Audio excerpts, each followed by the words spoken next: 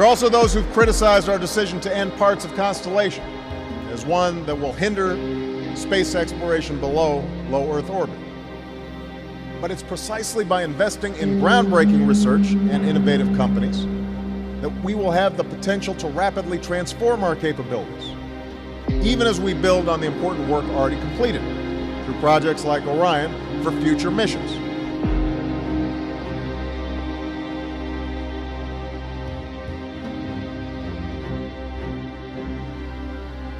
And unlike the previous program, we are setting a course with specific and achievable milestones.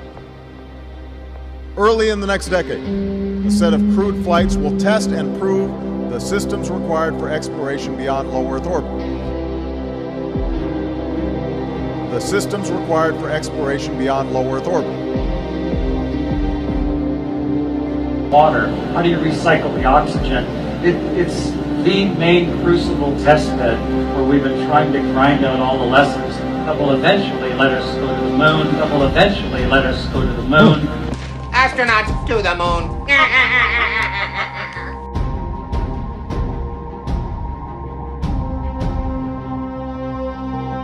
Well, that's a great question. The plan that NASA has is to build a rocket called SLS, which is a heavy lift rocket.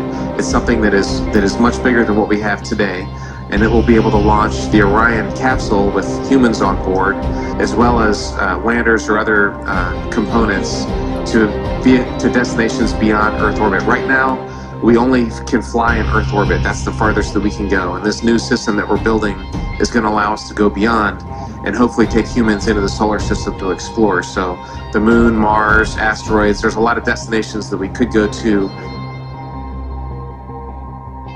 And we're building these building block components in order to allow us to do that eventually. The technologies that we're testing out on Space Station are definitely helping us with our goals of going beyond low Earth orbit. So we have a really robust exploration program at NASA.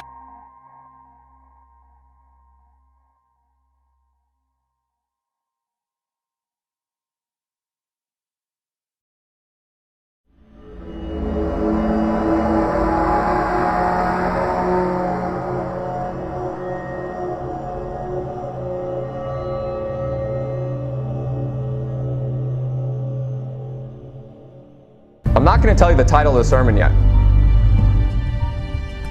What I want to do is I want to ask you a few questions. It's not going to be unorthodox, it's just going to be questions.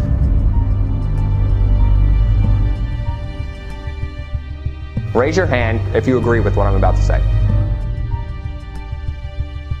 Do you agree that the government or science lied to us about evolution? Raise your hand. Do you believe and agree that the government or science lied to us about the Big Bang?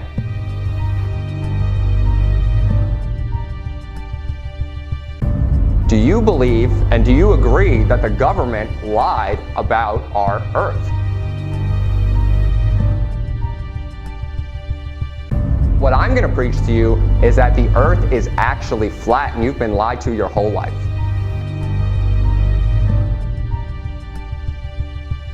So let me ask you a few questions. Those of you, I'm not going to put anything against you. I'm not going to make you feel bad. Raise your hand if you believe that the Earth is a sphere. It's okay. Let me ask you something. Do you know anything why you believe that?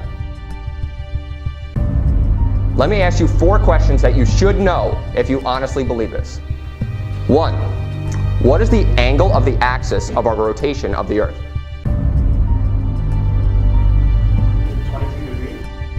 About 23.5, correct.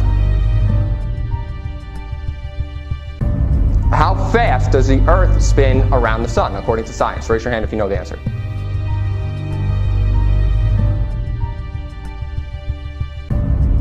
What is the formula for the curvature of the Earth if you believe that the Earth is a sphere?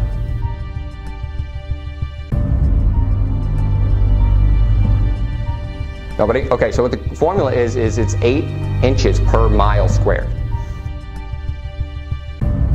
So one person, maybe 2, had the answer to all those to 2 of those questions. But you guys believe in something, right? You guys believe in this thing, right?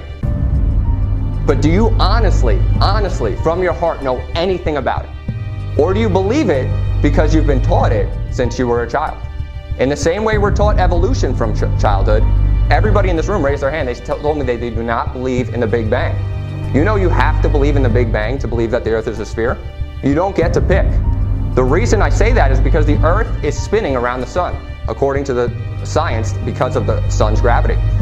The sun is traveling through our galaxy at 515,000 miles per hour. Why is it doing that? Because of the Big Bang. And our galaxy is continuing to travel even faster than that into nothing. Obviously, the galaxy is traveling through the universe, but the universe is expanding into nothing. That's what science tells you. So you have to believe in the Big Bang to believe that the Earth is a sphere. You don't get to pick. And people that try and make this distinction, no, the Earth is a sphere, and it's circling around the sun, and our galaxy is moving at 515,000 miles per hour, and there's billions of other planets, and there's billions of other stars, but the Big Bang isn't true, and evolution isn't true. You don't get to say that. It's the unholy trinity. You have to believe in 3, or you don't get to believe in any of them.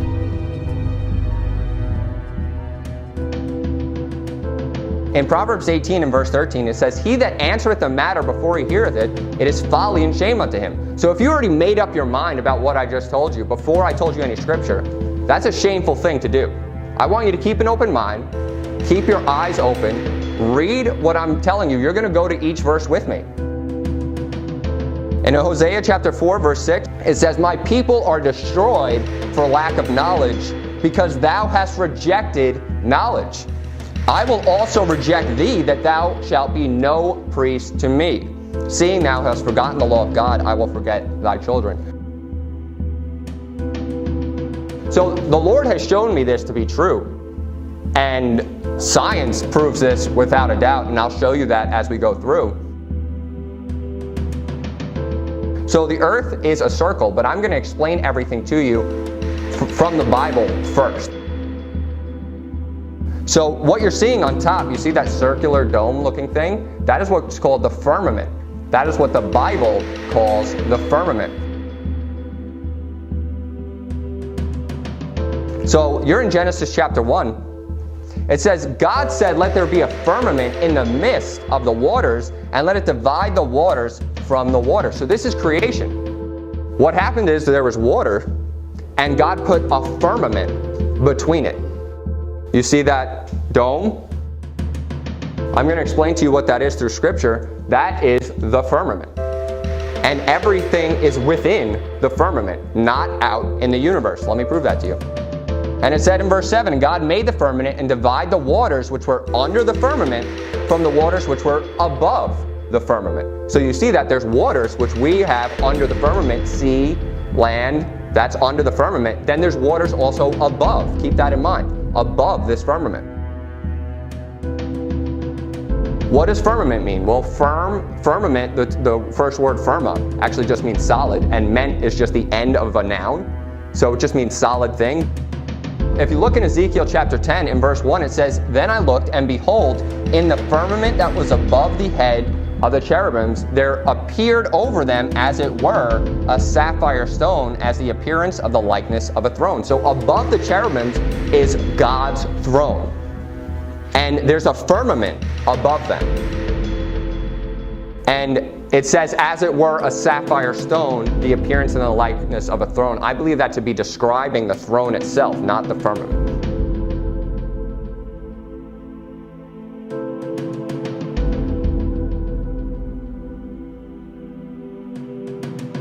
There's a firmament above the head of the cherubims where God's throne is.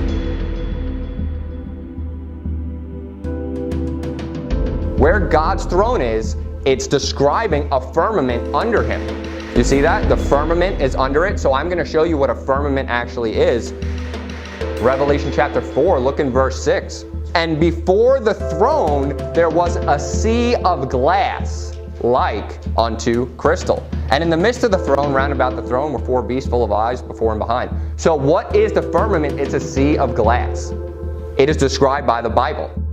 The word itself actually does mean solid thing, But according to God's word, it's a sea of glass. And that actually makes sense when you look at Genesis chapter 1. You need something that is hard to divide water from water.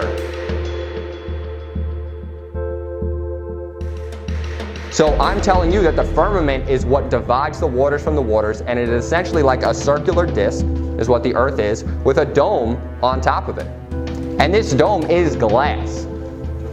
Maybe not what we think of as glass, but God created a solid thing. Job 37, verse 18. It says, "Hast thou with him spread out the sky, which is strong and as molten looking glass." So the firmament is glass. It's as molten looking glass.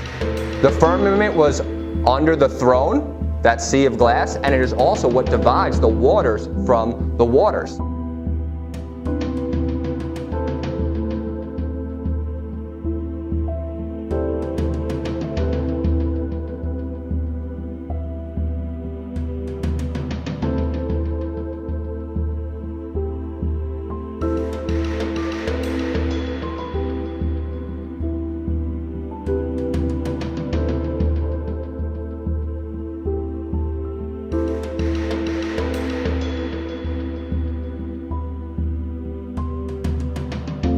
Okay, so what you're seeing here is a printout from Wikipedia. And remind you, I'm describing the firmament. There's something called Operation Dominic, and if you look at the right, you see that explosion at the right there? That explosion on the right, it says Dominic Chama. I want you to keep an eye on that. You see that? So what happened is, if you look at the last sentence in the first paragraph, it says, "The Thor missile was used to lift warheads into near space to conduct high-altitude nuclear explosion tests. These shots were collectively called Operation Fishbowl." So what happened was the government, when they started making missiles that were powerful enough that they thought they could break through the sea of glass, they, during the Cold War, used the Cold War as a tactic for exploding high-altitude missiles to try and break through what they already knew was the dome on the earth.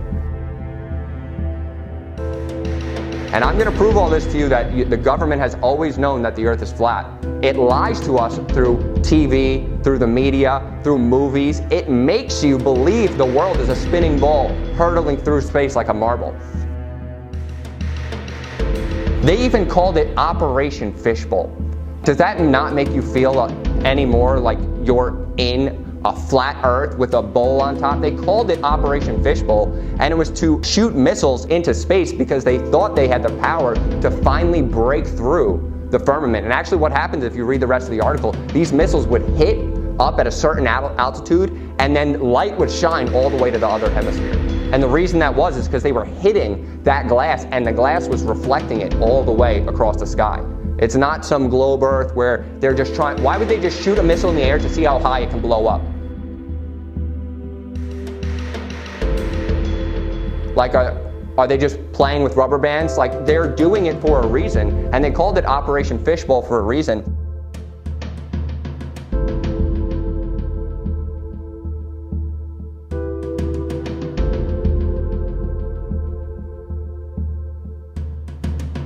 And also their original name was Dominic Charma, and if you see on your packet, I describe what Dominic Charma actually means. Dominic is from the late Roman Italic name Dominicus, and it means belonging to God, and then that word Chama is a fixed, massive, irregular, inequivalent shell. So they originally called it the shell belonging to God, but then they just termed it Operation Fishbowl.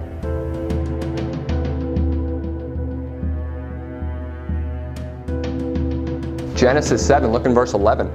It says, "In the 600th year of Noah's life, in the 2nd month, the 17th day of the month, the same day were all the fountains of the great deep broken up, and the windows of heaven were opened." So, some people will just look at this figuratively. But when you realize that the earth is flat, you start to see the Bible a lot more literally.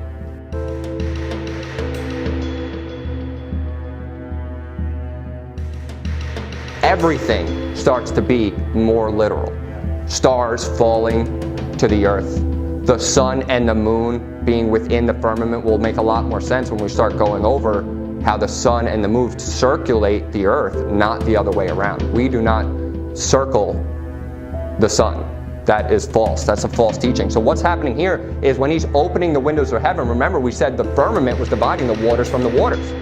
So when he's opening the windows of heaven, what is coming down? The waters that he had divided. That's how he's able to flood the entire earth. How do you flood a ball earth that's spinning like a tennis ball? Have you ever seen a wet tennis ball and you throw it and all of the water comes off of it as it's spinning? Well, they say the reason that the water doesn't leave the earth is because of gravity. But if gravity is strong enough to hold in trillions of tons of water to the earth, but a balloon can fly, a bird can leave the earth at any point, you don't have to feel like you're being pulled down at every second, but trillions of tons of water are held to the earth. Does that make any sense? What actually is happening is it's called density. So anything that is more dense than air will sink in air. Anything that's more dense in water will sink in water. Why is gravity stopping you from, let's say, you know how Isaac Newton, got hit on the head with an apple? That was because the apple was more dense than the air. And he got hit. If he was in water, that apple would have stopped right on the water. Why is the apple not going through the water if it's gravity pulling it down to the center? Because it's not more dense than the water. It's just a simple matter of density. They try and make gravity seem like the all-encompassing thing. And that's why they say because of gravity, we can have multiple universes. Because of gravity, we can have all these things happening. Why is it that there's no observable form of gravity on Earth? There is no object massive enough to have other objects come cling to it in the way that the sun does. They say that the sun is so heavy that the Earth and the moon and all the planets circle around it. But if that is the case, why is that not observable anywhere on the planet? You cannot see that case anywhere. And if the gravity of the moon is strong enough to bring the tides in and out, why would that ever happen if the moon has less mass than the Earth? Shouldn't the thing that has more mass be bringing the gravity to it, not the thing that has less mass bringing the gravity towards its way? It doesn't make any sense. Their logic doesn't make any sense. And the pictures that you see of space, the pictures that you see of all these planets and all these galaxies, NASA has admitted that they're all fake. They're CGI. And they say they have to be CGI because they want you to believe a lie. And let me just tell you, satellites have got to be the stupidest thing. Have you ever seen a satellite? Doesn't it just look like R2-D2? Like they're messing with you. They're messing with you. They say the satellites spin around the Earth in the thermosphere. The thermosphere is 2,500 degrees Celsius according to their science. And the satellites are made of titanium. It burns at 1,600 degrees. It melts. They lie to you. They just mess with your mind. They say it's made of gold. Gold has an even lower melting point, 1,200 degrees. It's like embarrassing, some of the things that they're willing to do. And I'm going to show you some pictures from NASA of how they just completely and blatantly lie to our face. But they make you to believe that anybody that tells you differently is a crazy person.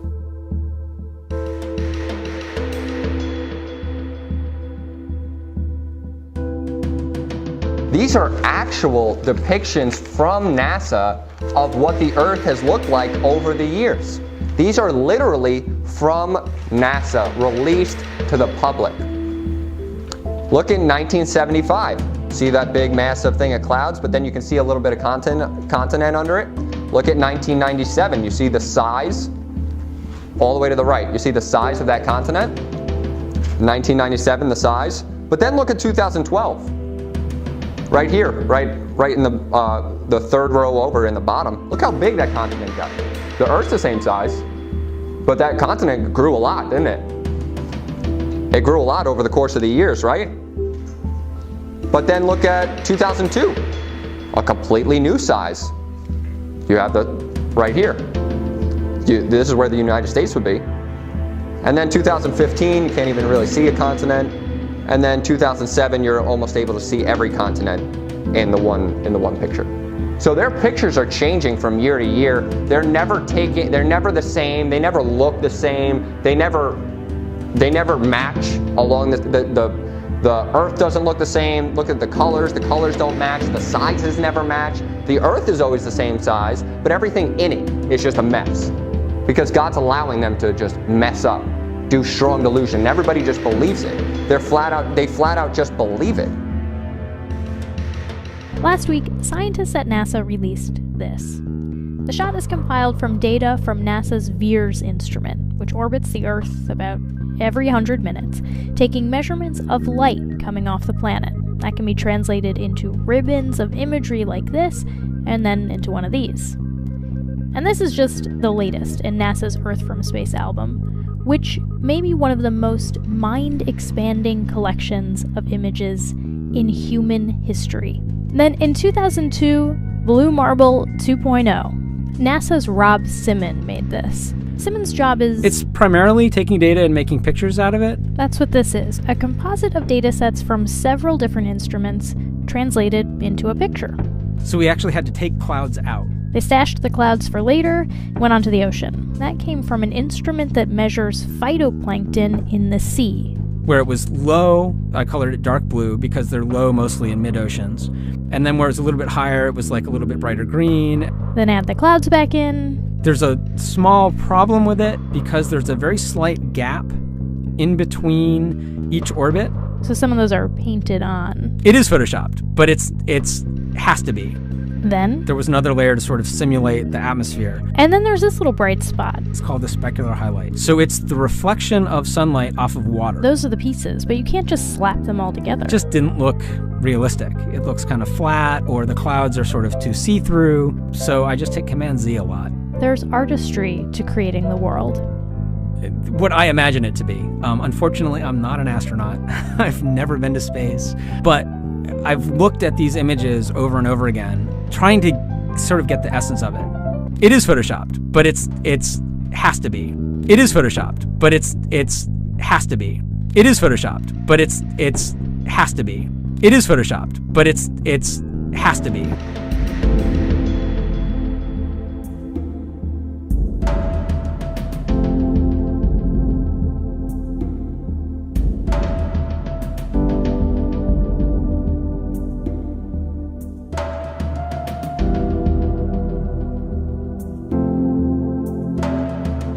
Many lines of evidence to show that Earth is round, including Apollo photos of the round Earth. And of course, we've taken all these amazing pictures from space. They're so beautiful, all those pictures of the Earth.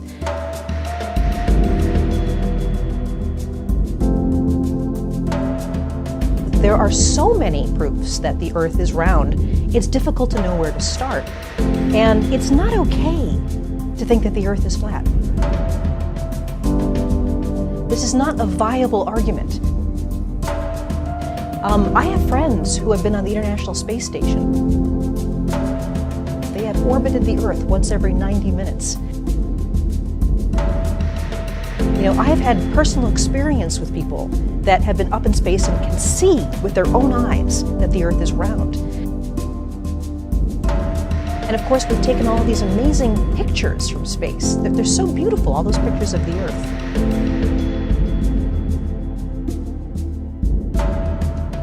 It is photoshopped, but it has to be. It is photoshopped, but it has to be. It is photoshopped, but it has to be. It is photoshopped, but it has to be. Remember, we're talking about the earth and the water and how the firmament is dividing the water from the water. Look in 2 Peter chapter 3, verse 5. For this they willingly are ignorant of, that by the word of God the heavens were of old, and the earth standing out of the water and in the water.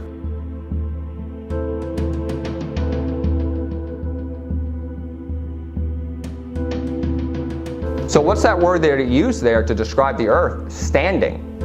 The earth is standing out of the water and in the water. That's describing the division of the waters from the firmament. But there's a reason he says the word standing, because it's not rotating, because it's not spinning, because it's not hurtling through space like a marble.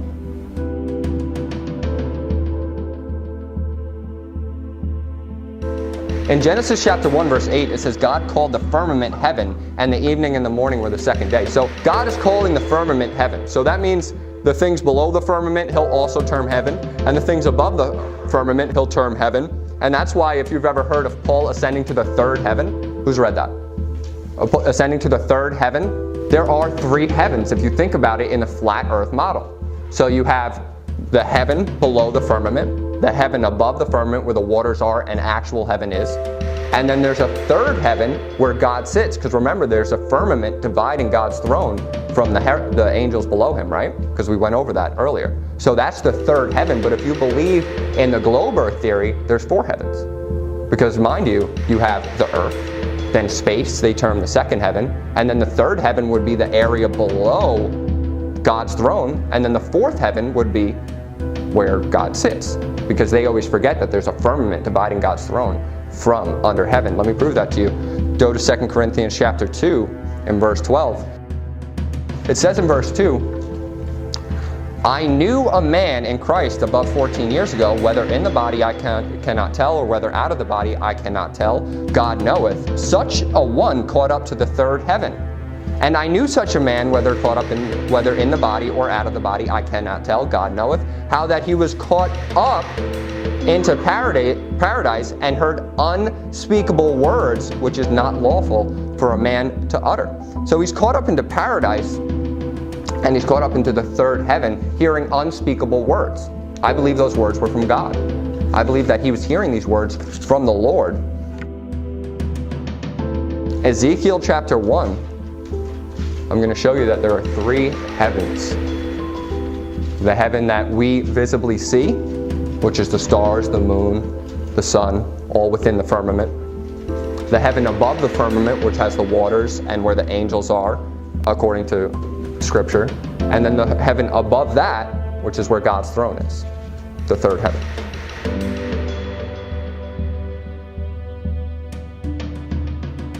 So in Ezekiel chapter 1 and verse 22, it says, the likeness of the firmament upon the heads of the living creature was the color of the terrible crystal. So what's that firmament describing? Again, it's the terrible crystal, that glass that we were talking about. Stretched over their heads above, and above the firmament that was over their heads was the likeness of a throne, as the appearance of a sapphire stone. So that, remember, we were talking about the throne being a sapphire stone and the firmament below it being that glass. So you got the crystal, then the sapphire stone. That's that third heaven. Because mind you, the only other place the second heaven could be would be between the two firmaments. Because you have the earth's firmament, then the firmament dividing God's throne. That makes 1, 2, 3 heavens, where Paul is hearing the unspeakable things.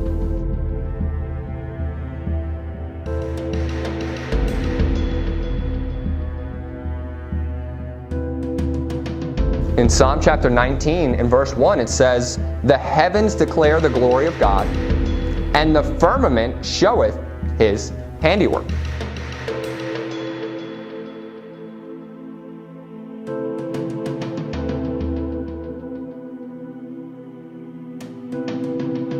So handiwork is only used one time in the Bible, and it describes something that you would use your hands to create, like a sea of molten glass.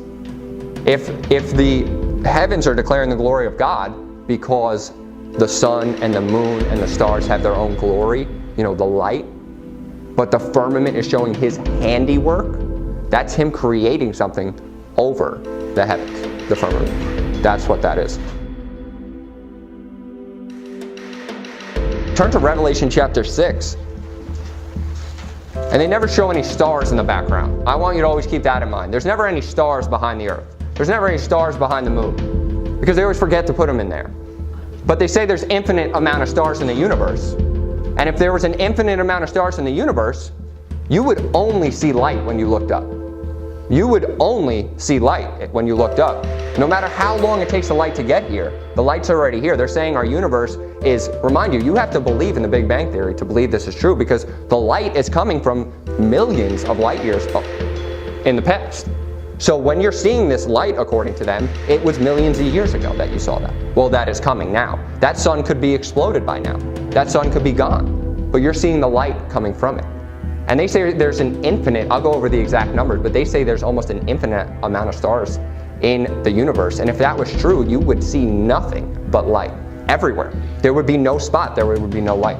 But there's only, and when you look, it's funny, if you do like a time lapse of the stars, you always see the same exact stars. But if you're traveling through space at 515,000 miles an hour, around the sun at 1,000 miles an hour, why are you seeing the same stars every single year at the same exact time?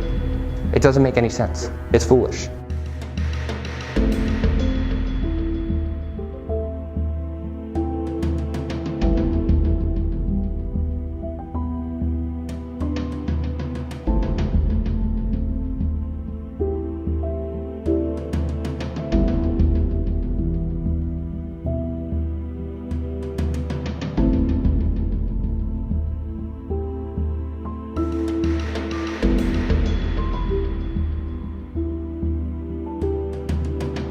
So in Revelation chapter 6, look in verse 14, it says, "And the heaven departed as a scroll, when it is rolled together, and every mountain and island were moved out of their places.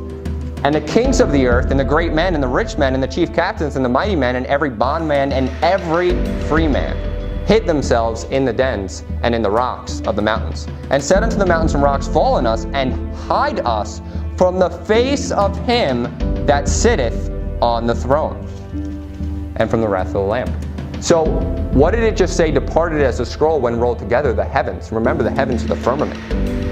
So once the firmament is departed as a scroll rolled together, not, the spinning ball earth where it doesn't matter where it departs, only half the earth is going to see him. But when those heavens depart as a scroll, every eye sees him. Every bondman, every free man sees him, and they see his throne. So that means both firmaments were rolled apart. Because remember, there's still a firmament under his throne. So the heavens departed as a scroll as it is rolled together. The firmament opens. And obviously when the firmament opens and the other firmament opens, you can see God because he's right above you. He's not like some weird generation away. He's not in some multi-universe. Why would God create a tiny little earth and make you one of a billion? Everything he does has purpose. The sun has a purpose. The moon has a purpose. Stars have purposes. Why would he make millions of galaxies and make you nothing? The earth is the smallest. It doesn't make any sense. It's stupid. They want you to believe a lie so that you don't believe in God. Do you know how many more people will believe in God if you knew you lived on a flat earth and that you knew God was right above you? Literally right above you. There's a firmament on top of the earth. Above that are the waters that divided. And then above that is God's throne. God's right there. That's why when we get to the circle of the earth and he's looking down upon us like grasshoppers, is because he literally is. And he's right there. And he can take a lot more account of us if he's right above us.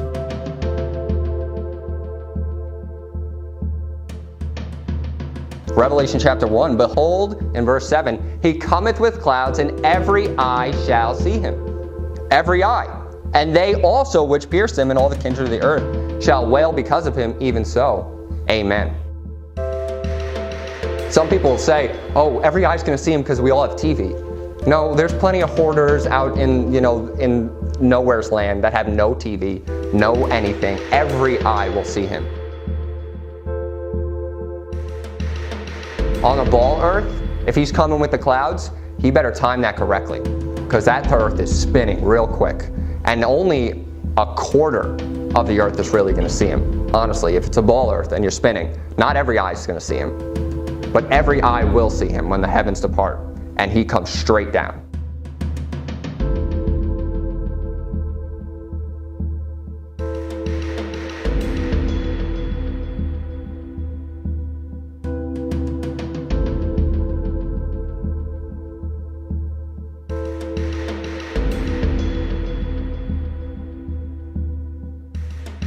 So in Daniel chapter 4, it's talking about a tree, and it says, the tree grew and was strong, and the height thereof reached unto heaven. So the height is reaching above the clouds unto heaven. It's going very high up. And then it says, and the sight thereof to the end of all the earth. So we'll go over the fact that the earth actually does have ends. and then it's not a ball, it is actually all held in together. But it's showing there that if something is tall enough or high enough, you can see it from every end of the earth. If there's a tree large enough, obviously the base would have to be very, very wide to make it all the way to heaven. And God's word is saying the sight thereof, and the sight thereof to the end of the earth, every eye can see it. In the same way that every eye will be able to see the glory of Jesus when he comes down. It's going to be literal. Everything in the Bible, assume it's literal unless it's, it has to be metaphorical.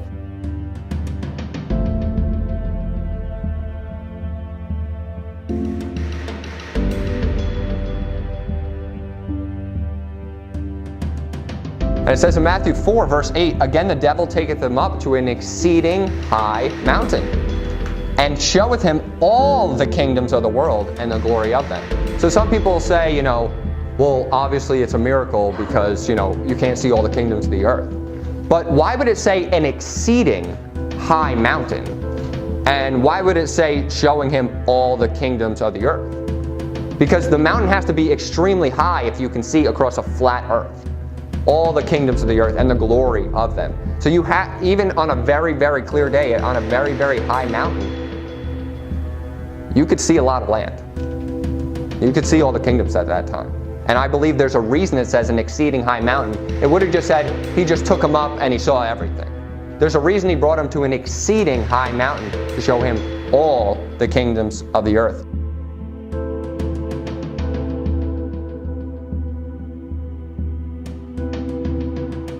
So you're in Genesis chapter 11, look in verse 1. And the whole earth was of one language and of one speech. And it came to pass, as they journeyed from the east, that they found a plain in the land of Shinar, and they dwelt there. And they said one to another, go to, let us make brick and burn them thoroughly. And they had brick for stone, and slime they had for mortar. And they said, go to, let us build us a city, and a tower whose top may reach unto heaven. And let us make a name, lest we be scattered abroad upon the face of the whole earth. We'll get into the face of the earth, and how that actually means a literal face of the earth, and how God only uses the word face describing flat surfaces. But face of the earth, and it says in verse 6, the Lord came down to see the city and the tower which the children of men builded. And the Lord said, behold, the people are one, and they have all of one language, and this they begin to do, and now nothing will be restrained from them, which they have imagined to do. So if this was a foolish task, if this was something stupid, and if this was unaccomplishable on a spinning ball earth, then God wouldn't have came down. God wouldn't have made it a problem. And some people will say, people in the Old Testament always believed that the earth was a sphere. They say that to make their theory seem more clear. But if they think the earth is a sphere, why would they try and build a tower unto heaven? Where are they trying to go? What are they trying to do? They want to go unto heaven, and they said that whose top may reach unto heaven, and let us make us a name, lest we be scattered. So they knew that they could build up. They knew that something was above them. And they knew, because pretty much everybody knew until the 1600s, until the last 500 years or so, that the earth was flat. It's just more recently where they could easily plague us from the newspapers, from movies and TVs, that everybody just believes a lie from birth. What's the first thing you've seen when you walk into any school, anything, anywhere, even churches today? A big globe.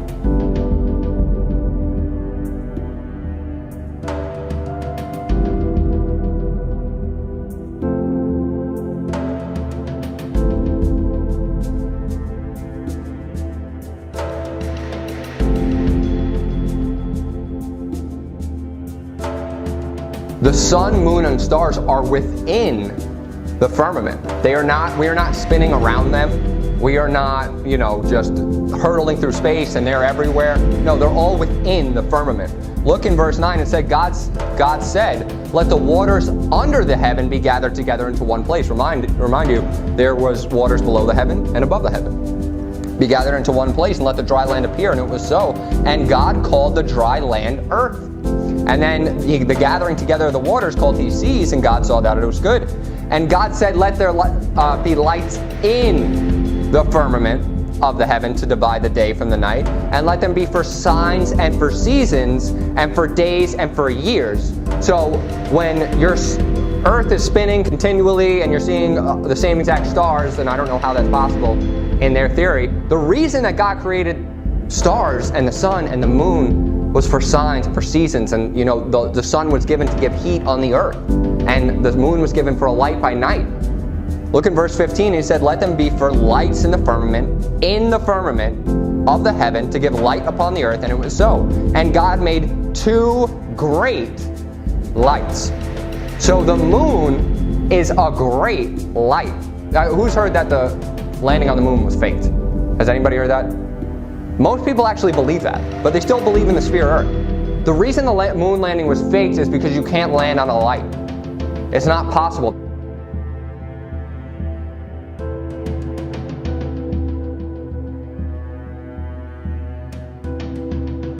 See the blue sky, and then you see the moon? If the moon had a shade on it, that would be black. You wouldn't be able to see blue sky behind it. That's a fake when they show you the moon in space. This is what the moon really looks like. It's a light. It's not something you can land on. That's why you can see through it, because it's a light, and God has given it to have different seasons. So, when he calls it a new moon, he means the light is fully shining.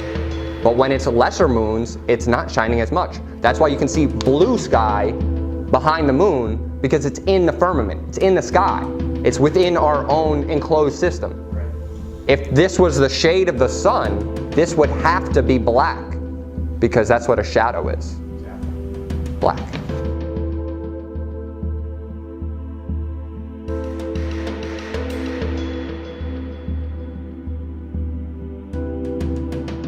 So you're in Genesis chapter 1, it says he created two great lights.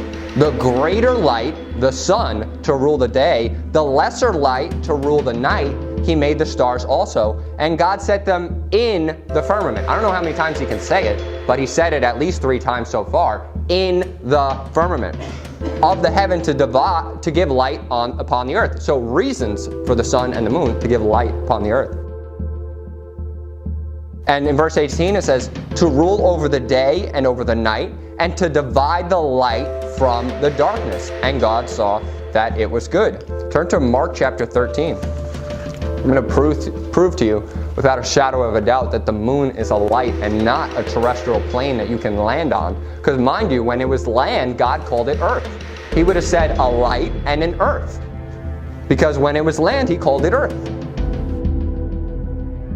But he's calling it a light. Look in Mark chapter 13 and verse 24. And it says, in those days, after the tribulation, the sun shall be darkened, and the moon shall not give her light. The moon's own light. If the moon was giving the light from the sun, it would be the sun's light. It's her own light.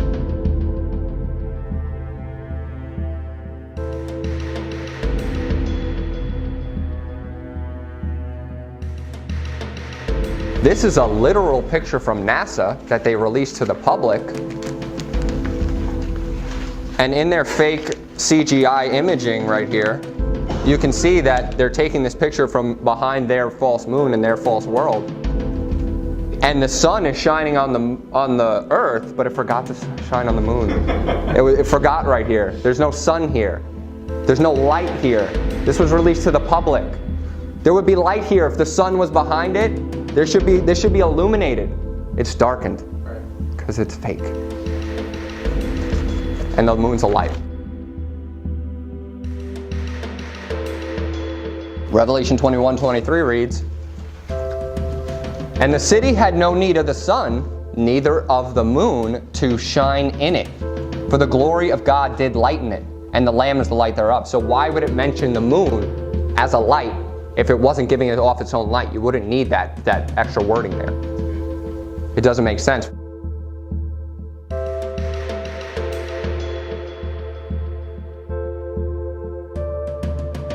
First Corinthians 15 verse 41, it says, there is one glory of the sun. It's talking about the light shining from it. It's talking about the light given off of it. And that's why it describes the glory of God. It's talking about light. There's one glory of the sun and another glory of the moon. Moon, own light. own light, another glory. Not the same glory. And then it says also, and another glory of the stars. So the stars also have their own light. For one star different from another star in glory. So different brightnesses, different lights.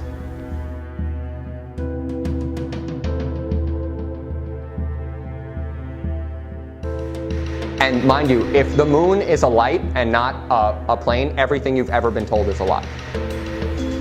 Everything you've ever been told is a lie, because the moon can't have gravity if it's a lesser light. And actually the moon and the sun are the same size.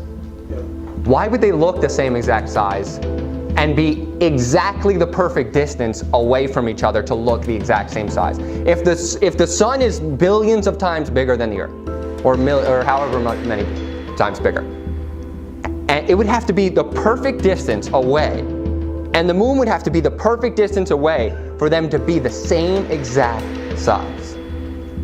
It doesn't make sense. They're the same size. One's just a light for night and the other's a light for day. They're in the firmament.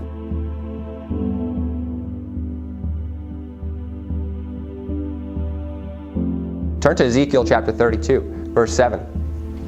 Verse 7 says, "When I shall put thee out, I will cover the heaven and make the stars thereof dark, and I will cover the sun with a cloud, and the moon shall not give her light. All the bright lights of heaven will I make dark over thee, and I shall set darkness upon the land." So the reason he says it will be dark is because the moon will not give her light. The moon is a light. Jeremiah, I'm just going to beat this right into the ground. Jeremiah 31, verse 35. I actually had to cut out about 40 more verses of this just because it was too repetitive, but I really need to show you this. Jeremiah 31, verse 35 reads, "Thus saith the Lord, which giveth the sun for a light by day, and the ordinances," keep in mind, ordinances is like a setting of something, you set ordinances. So the ordinance of the sun and the moon would be the rotation thereof. And it says the ordinances of the moon and of the stars for a light by night. So the moon is a light, and the stars are a light for night, which divideth the sea when the waves thereof roar. The Lord of hosts is his name.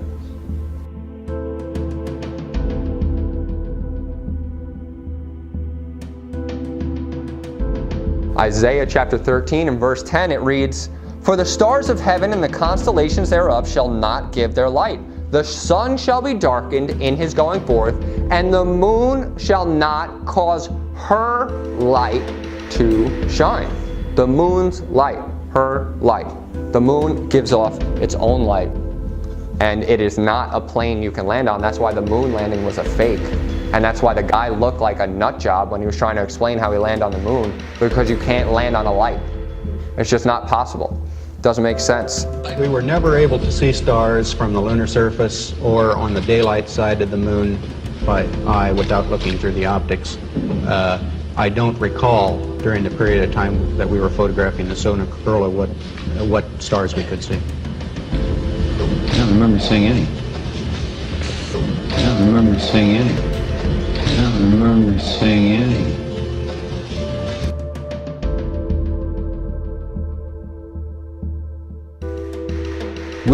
Whilst from in Mark space, Cameron. This is from Mark Cameron. Whilst in space, have you ever looked away from Earth into the black void?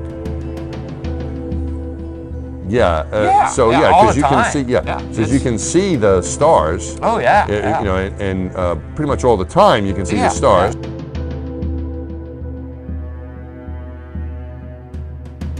We were never able to see stars from the lunar surface or on the daylight side of the moon. The sky is a deep black when viewed from the moon, as it is when viewed from cislunar space, the space between the Earth and the moon. And we could not see stars. It's not a black void. I mean, it's black, but there's all kinds of little polka dots. There's all the stars there, and the cool thing is about it, you can see it during the day. And when you're in space and you're looking into deep space and you're on the sun side of the orbit, the sunlight washes out all the starlight, so you can't see any stars, just like here on Earth. There's all the stars there, and the cool thing is about it, you can see it during the day. Yeah, you can, and there's more than stars. You can see planets. You can right? see moons. You see the gas Magellan clouds of the Milky you Way see galaxy. the Magellanic. The sunlight washes out all the starlight, so you can't see any stars, just like here on Earth. Pretty much all the time you can see the stars. Then when you look out into deep space away from the sun, it's the darkest black you can imagine. Just the inherent beauty of it, the velvet, bottomless bucket of the universe. In like just hanging there in a vast sea of darkness, and the most frightening darkness that you could ever imagine. Pretty much all the time you can see the stars. From In Mark space. Cameron. This is from Mark Cameron. Whilst in space, have you ever looked away from Earth into the black void? And the most frightening darkness that you could ever imagine. Pretty much all the time you can see the stars. Sky, of course, was black, but it had sort of a velvet sheen to it. The biggest visual surprise was just how black the sky was.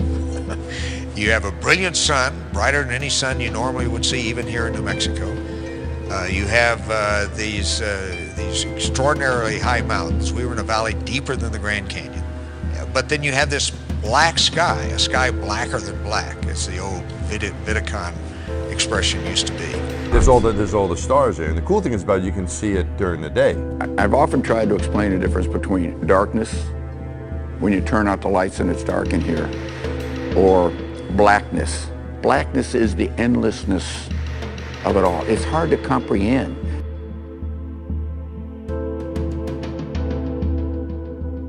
Pretty much all the time you can see the stars. I'd go to the moon in a nanosecond. The problem is we don't have the technology to do that anymore. We used to, but we destroyed that technology, and it's a painful process to build it back again. But going to Mars should be one of the next series of steps that humans do. The first step should be going back to the moon for a number of technical reasons and exploration reasons, and then after that, Mars, maybe high orbit in Venus atmosphere, maybe going to Europa. There's all kinds of targets to go to, places of interest in our solar system. The only limit to human future is in our own imaginations. The only limit to human future is in our own imagination.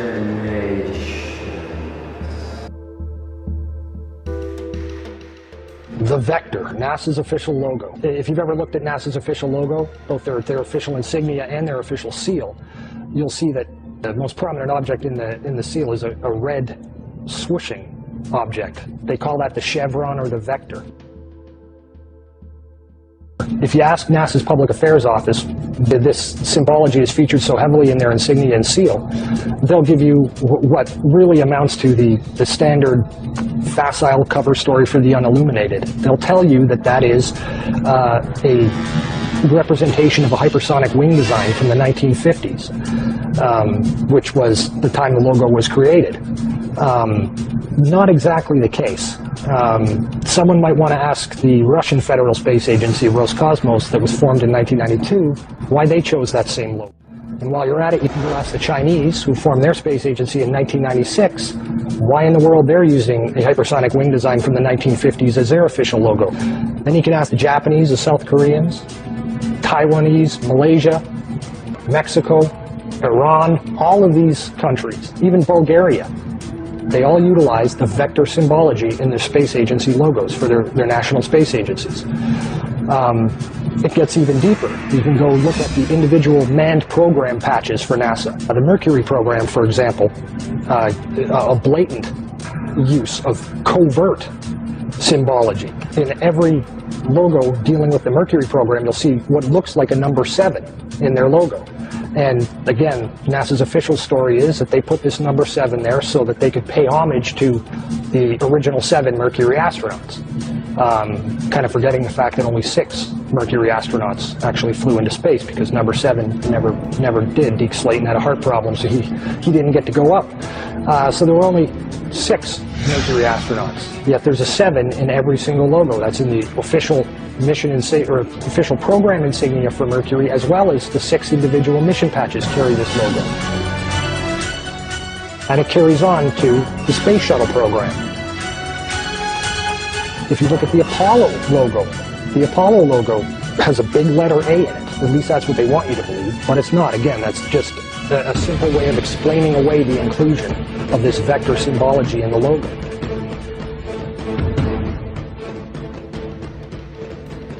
If you go to the space shuttle program, the original space shuttle STS program patch is a triangular patch that, again, hides the use of the chevronic vector symbology.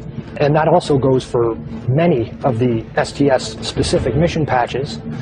Every single one of the International Space Station expedition patches carry the vector symbology. The Russian Mir space station used the vector symbology. That was their official logo. And you can even go deeper and look at military-industrial complex companies. Look at the logo on a company like Lockheed Martin, 2 vectors. The X Prize logo, Ames Research Labs, U.S. Space Command. When you get into the military realm, the United States Space Command, their official logo is the vector symbol. And when you look at the military's individual space-specific programs, all of them deal with vector symbology in their official insignias. And the question really becomes, who or what are these people paying homage to? And the truth, quite frankly, is out of this world.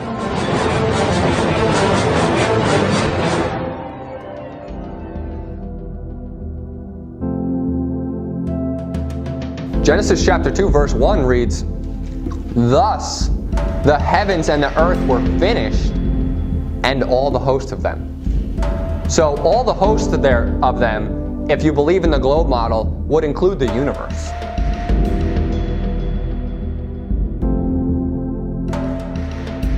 So it's done, right? But if you believe the earth is a globe spinning through space, it's not done. You have to believe that the universe is ever expanding. That's why it's spinning through space. That's why our galaxy is constantly, according to science, traveling through space, because it's expanding into nothing. But God says we're finished. Everything's finished. Everything's done. There's no more creating happening. There's no more expanse happening. It's done. The heavens and the earth are finished, and it's an enclosed system. And it's all right here.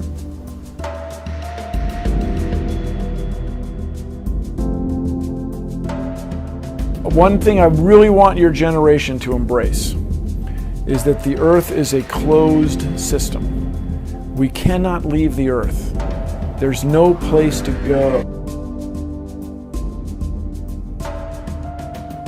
One thing I really want your generation to embrace is that the Earth is a closed system.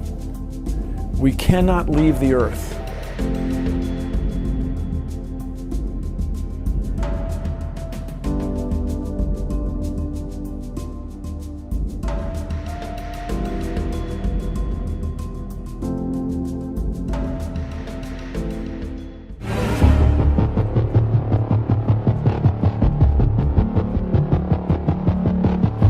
Orion is getting ready to launch.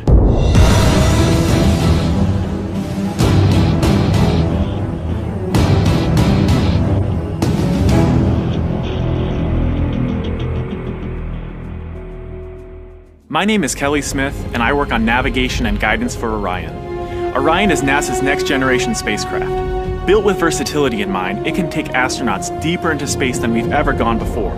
It can take astronauts deeper into space than we've ever gone before. It can take astronauts deeper into space than we've ever gone before. For these missions, Orion has to be one tough spacecraft, withstanding high speeds, searing temperatures, and extreme radiation. Extreme radiation. We are headed 3,600 miles above Earth. 15 times higher from the planet than the International Space Station. As we get further away from Earth, we'll pass through the Van Allen belts, an area of dangerous radiation. Naturally, we have to pass through this danger zone twice, once up and once back.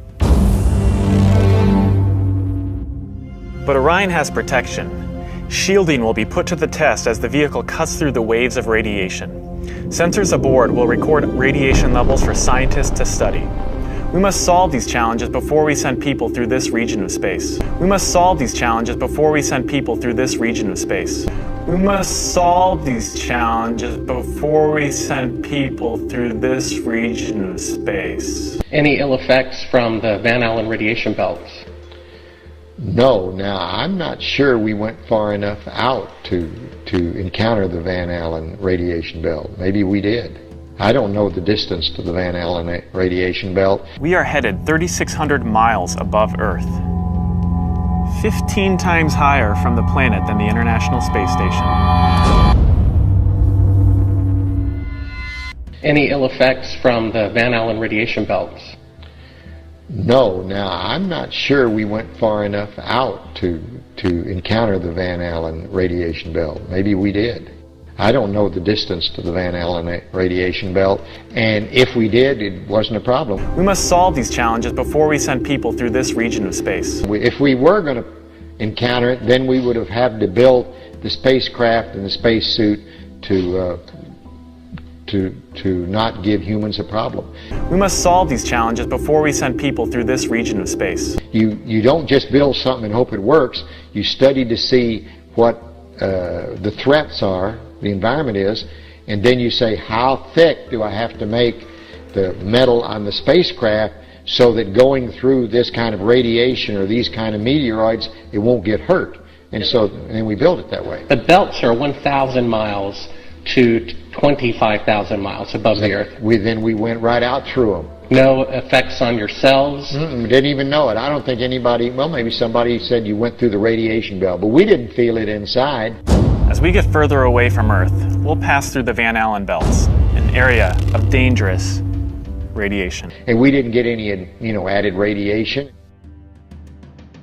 The belts are 1,000 miles to 25,000 miles above the Earth. Then we went right out through them. We must solve these challenges before we send people through this region of space. Then we went right out through them. No effects on your cells? We didn't even know it. An area of dangerous radiation. But I don't think anybody, well, maybe somebody said you went through the radiation belt, but we didn't feel it inside. Shielding will be put to the test as the vehicle cuts through the waves of radiation. Well, maybe somebody said you went through the radiation belt, but we didn't feel it inside. Shielding will be put to the test as the vehicle cuts through the waves of radiation. And we didn't get any, added radiation. No effects on your cells? We didn't even know it. I don't think anybody, well, maybe somebody said you went through the radiation belt, but we didn't feel it inside. An area of dangerous radiation. And we didn't get any, added radiation.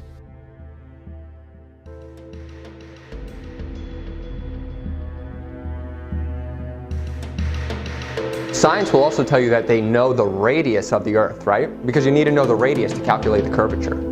So they know the radius of the Earth. They know how wide the Earth is in their sphere model. Turn to Job chapter 38. I'm going to prove to you that you can't find out the radius of the Earth because it's a flat Earth. And God says you can't find it out, and I believe him. Job 38, verse 4. It says, "Where wast thou when I laid the foundations of the earth? Declare if thou hast understanding. Who laid the measures thereof, if thou knowest? Or who hath stretched the line upon it? Hast thou perceived the breadth of the earth? Declare if thou knowest it all." So God is saying you can't find out the radius of the earth. You won't find out the radius of the earth because we're not trying to measure a radius. Mind you, it's not a sphere. And I'm sure maybe we could measure from endpoint to endpoint, but they're not going to let us do that because, they all are pushing this globe theory, but that's still not the radius up and down. We'll never find that out. We'll never know that. And it says, who has stretched a line upon it? I'll go into that more, but a line is a unit of measurement or a way of measuring a straight, flat, fixed plane. You don't use a line. I'll prove that to you from the Bible, that you don't use a line to measure something that's curved. You don't use a line to measure something that is curved. It says in 1 Timothy chapter 6, verse 20, Timothy, keep that which is committed to thy trust, avoid profane and vain babblings and oppositions of science, falsely so called. So if science is going against Scripture, we need to go against science.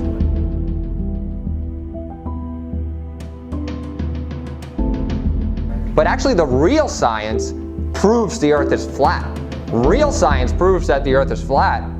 And I mean, I know for sure, I started realizing this when I used to live at home in Mattituck. So I used to live in a place called Mattituck, which is at the tip of Long Island. And if you looked across on a clear day, I could see the shore of Connecticut.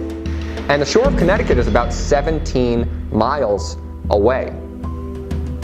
And I started to question, you know, because I was a physics major when I went to college for my first year. And I started to question the curvature. And I know I heard, you know, all from the media, it's just a mirage. But too bad mirages are upside down. And they're supposed to be inverted. So you can't say that something's a mirage from the curvature. Found this photo, Randmere State Park. This is from Joshua Nowicki. And what you're seeing here is a mirage. We typically would not be able to see this from the Lake Michigan shore. We talked about this last night. Conditions are right on the lake that we're actually seeing a mirage of the Chicago skyline.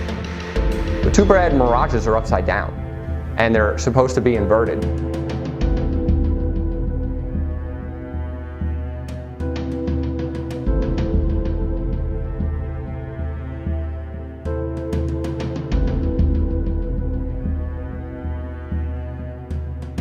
Very interesting here. Here's what's happening. This is a good example of a superior mirage. So Joshua was on the Lake Michigan shore. He was looking towards the west, and Chicago's beyond the horizon. Should not be able to see it. However, with the right conditions, we have an inversion.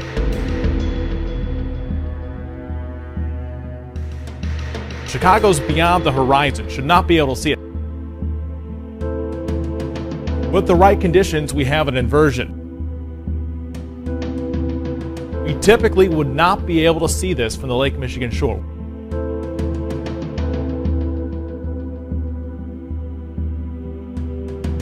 What you're seeing here is a mirage.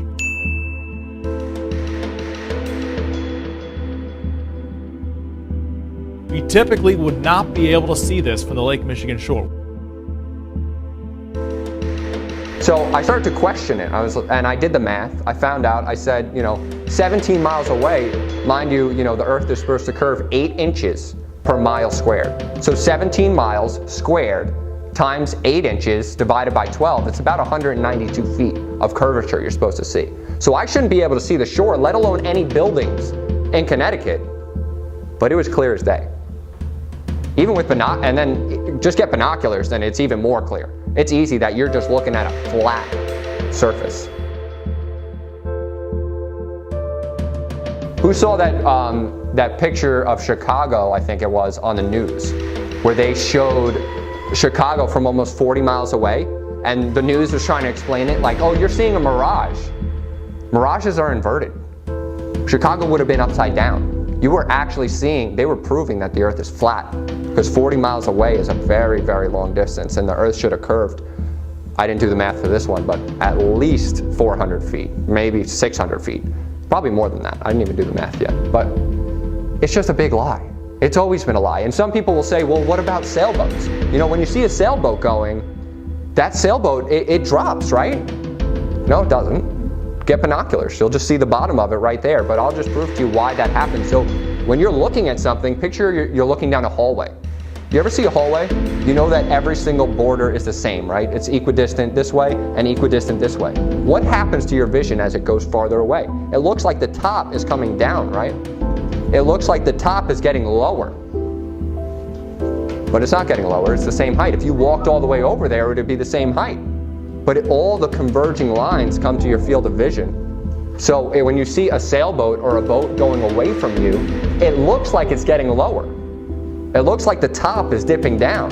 But what's actually happening is that all your converging lines of your vision are coming together. And if you would just take a camera that can zoom or binoculars that could see farther, you could be able to see the bottom of that boat. There was no dip.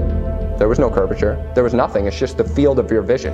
That's why when you look at a hallway, all four sides are coming together in the top of your vision. It's just the way your mind processes things. It has nothing to do with the fact that something's curving, because people online, you can just go look. People just zoom in, like they'll see a boat, you'll be like, oh, it's gone. And then they just use their camera and just zoom in a little bit, and it's like, oh, it's right there. It's still right there. Because it's so simple. It's just easy to prove that the earth is flat.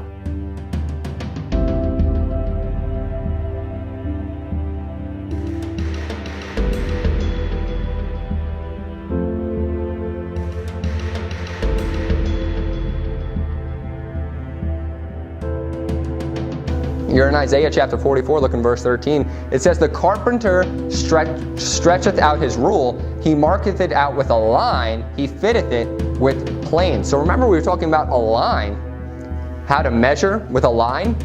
Well, when you're stretching out your rule and you're fitting it with a plane is a flat surface. So when God was talking about measuring the earth with a line, he was measuring a flat surface. And what does he use to measure a curved surface? What would God call that? And it says, and he marketh it out with a compass, and he marketh out the figure of a man. So to mark with a compass, that's what God would use to measure curvature. But he's just measuring it with a line. That's why we went over that verse before. And in Joshua chapter 6, you don't have to turn there, it says, verse 3, and ye shall compass the city, all ye men of war. So when they were circling the city, he would describe the earth as compassed if it was round. But every time he describes measuring the earth, he describes it by stretching a line upon it, because it's flat.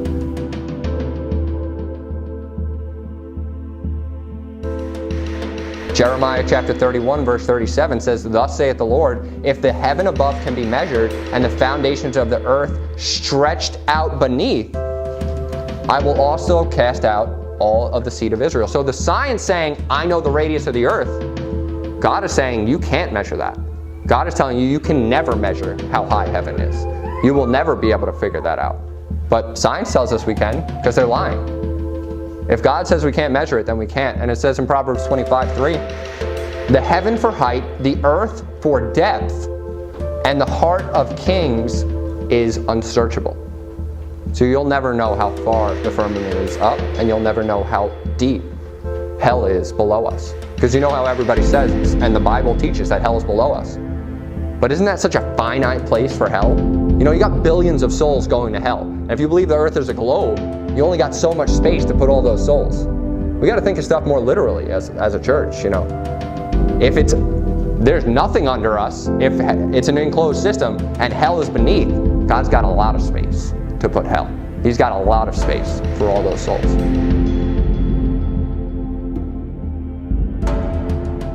So in Ezekiel chapter 40 and verse 5, it says, and behold, a wall on the outside of the house round about, and in the man's hand a measuring reed of 6 cubits long, 6 cubits long, by the cubit and a handbreadth, so to measure the breadth of the building, 1 reed, and the height thereof. So the measuring reed is 6 cubits long.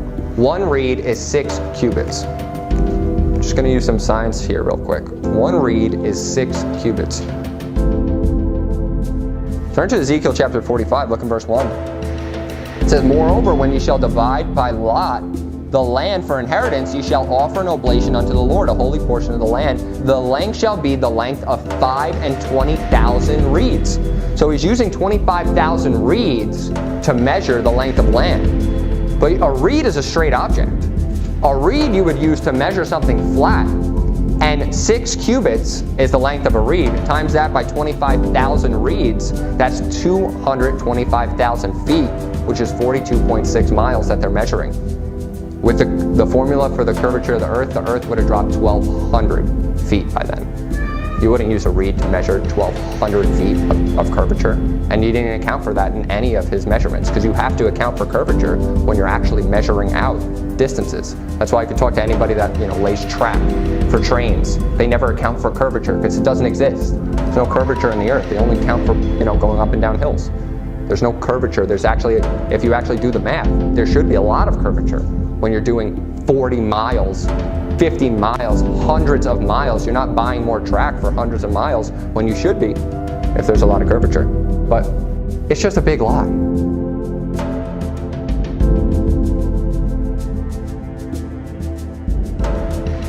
want you to turn to Genesis chapter 1. Look in verse 9. It says, God said, let the waters under the heaven be gathered together unto one place, and let the dry land appear.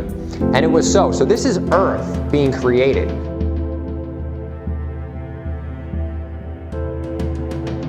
And God called the dry land earth. You see that? It says dry land earth.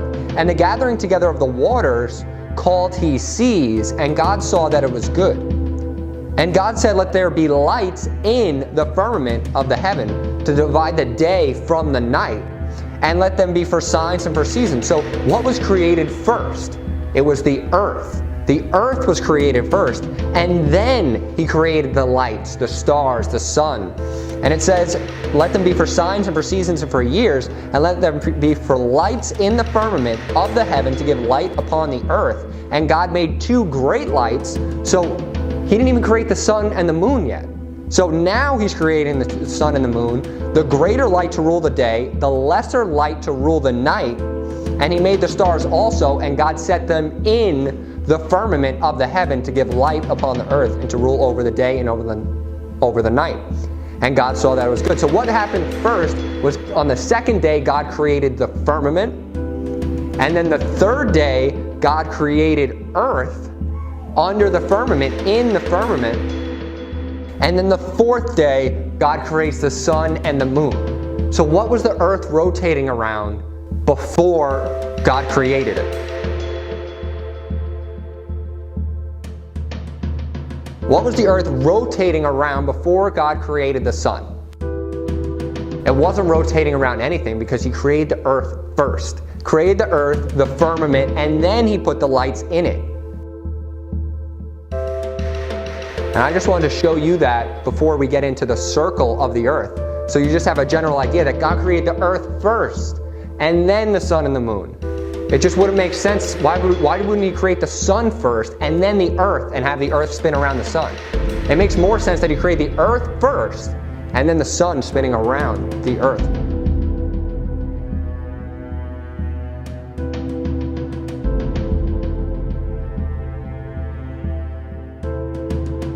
So let's get into the circle of the earth. In Isaiah chapter 40 and verse 22, it goes over something very specific. And it says in verse 22, it is he that sitteth upon the circle of the earth, talking about God, and the inhabitants thereof are as grasshoppers, that stretcheth out the heavens as a curtain, and spreadeth them out as a tent to dwell in. This is the flat earth model of the universe. Well, I don't like to call it a universe because it's an enclosed system. So the flat earth model of the world.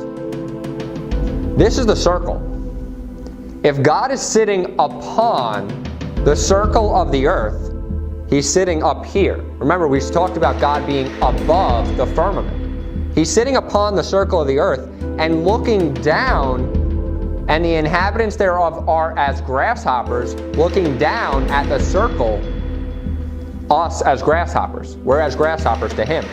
On the spinning ball earth, he's looking down and things are just spinning in front of his face. Things are just going everywhere. And things are more relative and literal in the Bible. He is literally looking down upon us. And it says, he that stretcheth out the heavens as a curtain, and spreadeth them out as a tent to dwell in. So when you think of a tent, what do you think of? Something that's on a flat surface that is casing over it. It is over the earth. This is a tent. The heavens are as a tent. And it says to dwell in. Because he's talking about stretching out the heavens and spreading them as to dwell in. We are dwelling in that tent. That tent is this firmament, and everything is within this enclosed system. It is all within here, and we are sitting within. And a tent is something you would use on a flat surface. They use that terminology. God uses this terminology for a good reason. You wouldn't put a tent on a ball. You would wrap a blanket around a ball. But a tent is something that you set pillars and you establish it, and then everything else is within it.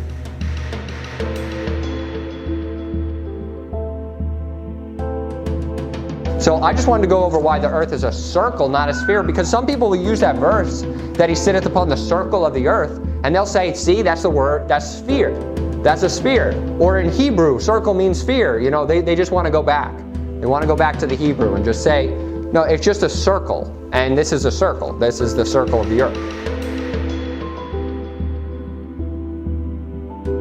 It's a flat disc, and he's looking down upon it.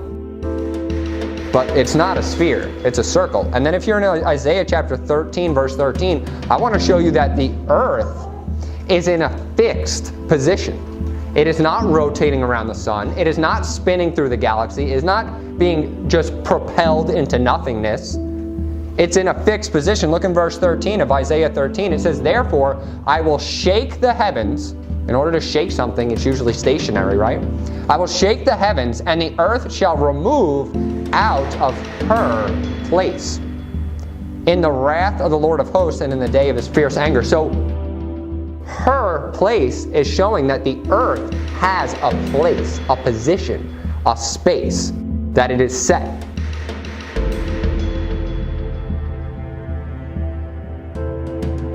In the rotating earth, where it's just going everywhere and, you know, it's going through space and it's traveling around the sun, which is traveling around the galaxy, there's no fixed place for Earth. I'm just going to go through a bunch of verses that show that the Earth is in a fixed position and it is stationary and not rotating or spinning. 1 Chronicles chapter 16 and verse 30, it says, fear before him all the earth, the world also shall be stable, that it be not moved. So the world is stable, it's established, and it's not going to be moved.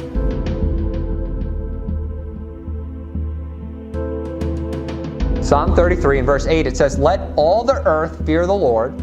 Let the inhabitants of the world stand in awe of him, for he spake, and it was done. He commanded, and it stood fast. So he's talking about the inhabitants of the world, and he's saying he spake, and it was done. Everything was created.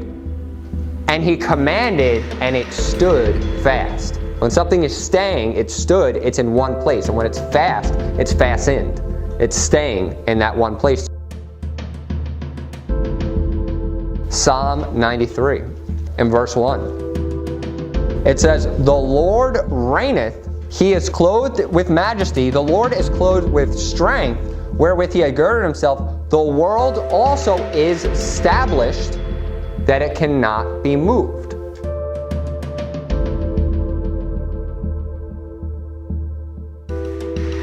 So it's describing the strength of the Lord.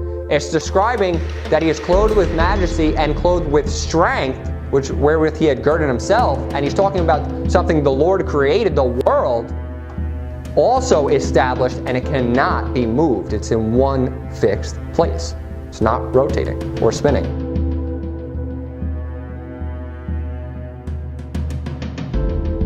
Turn to Psalm 104, verse 5. Verse 5 reads, who laid the foundation of the earth, that it should not be removed forever? So the foundation of the earth is, when you think of foundation, you got to think of what it is built upon.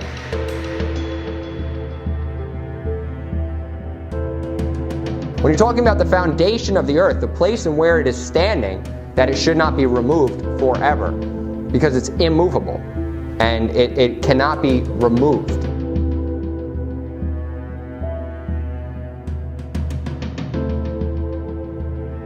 Isaiah chapter 45 and verse 18.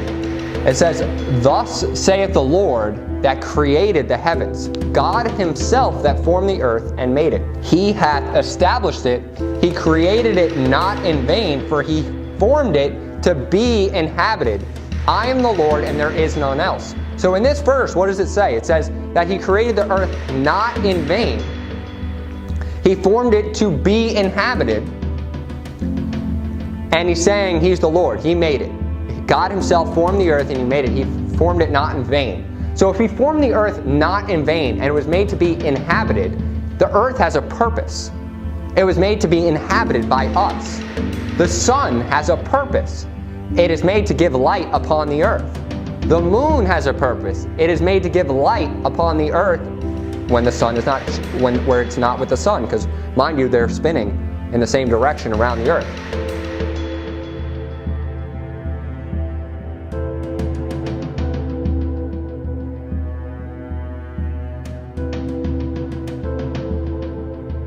So everything God created has a purpose.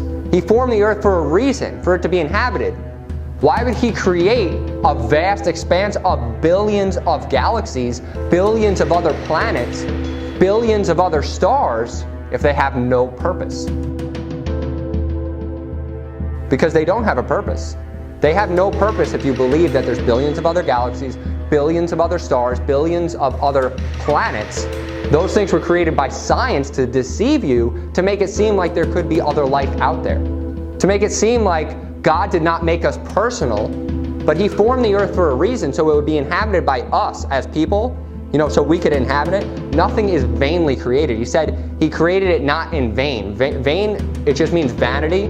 So if something's created in vain, it doesn't have a purpose. It's useless. In the same way that other planets, other galaxies, other stars millions of light years away, they're useless. They're vanity. They're created in vain for no reason.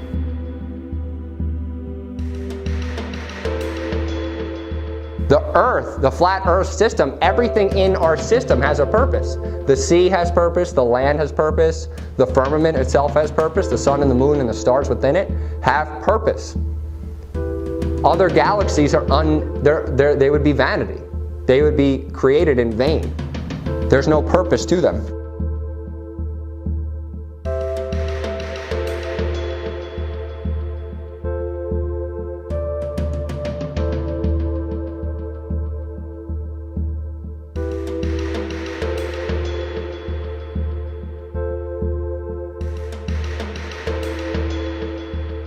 So I'm going to go over a couple verses that talk about the earth being on pillars. But this is more of, a theory that God puts forth about the earth being on pillars. I don't have science to back this up, just in the same way I don't have science to back up that there's a firmament in heaven. We're trusting the Bible here.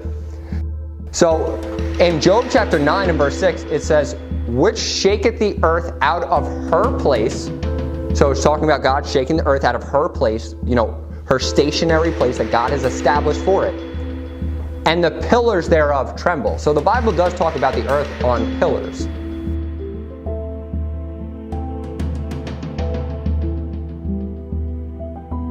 And the pillars necessarily don't have to have a foundation. Because some people will say, well, if the earth has pillars, then what about the earth being hung on nothing? The earth hangeth upon nothing. We'll go over that. But just because the earth has pillars, or if God describes it, the foundation, doesn't mean those pillars are on anything. So the earth can still be hung upon nothing. And the pillars thereof can be also theoretical in the sense that this is the Lord holding the earth up.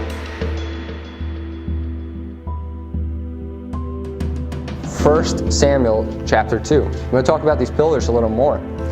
1 Samuel chapter 2 and verse 8. It says, he raiseth up the poor out of the dust, and lifted up the beggar from the dunghill, to set them among princes, and to make them inherit the throne of glory.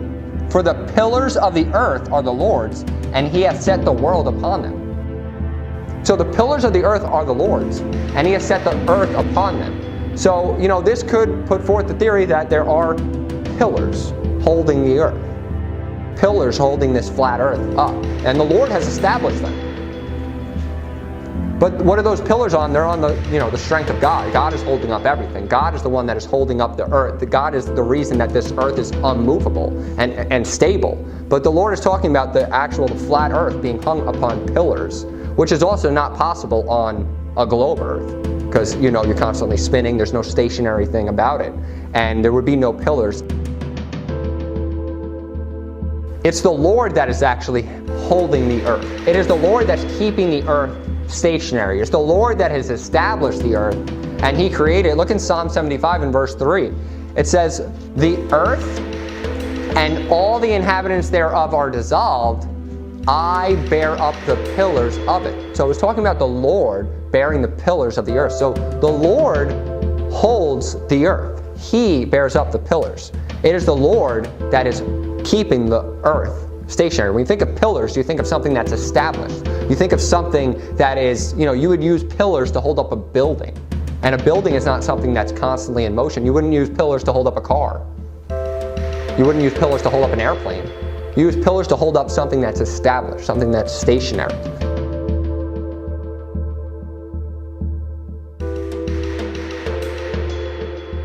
And in Job chapter 26, verse 7, he's talking about the Lord, and he says, He stretcheth out the north over the empty place, and hangeth the earth upon nothing. So if you think of the north as the center of a flat earth, and he's stretching out the north over the empty place, because it's a circle. And he's hanging the earth upon nothing. So those pillars, he's establishing them. He's holding the earth. He's keeping it fastened. And that is literally hung upon nothing. You can't say the pillars are hung upon something because it's the Lord that has established it. And he's stretching out the north over an empty place. Stretching out the north over an empty place. And hanging the earth upon nothing. But in the heliocentric model of the earth is hung upon the gravity of the sun. People say, oh, because it's spinning in space, it's hung upon nothing. But it actually, if it's tied to the gravity of the sun, it is hung upon the sun's gravity. And it is hung upon the weight or the mass of the sun. And it is not hung upon nothing because it according to science, it rotates the same distance every single year around the same exact thing, and it is hung upon the gravity of the sun. So I just wanted to disprove that, some people will say, oh, the earth is a ball because it's not hung upon anything. But, if you believe in gravity and you believe that gravity is holding the earth, it is holding the earth in its rotation around the sun. But I believe that the Lord is holding up the earth and He has established it. It is His to hold up, and He's hanging it upon nothing. He's hanging it upon nothing because it's established on His pillars.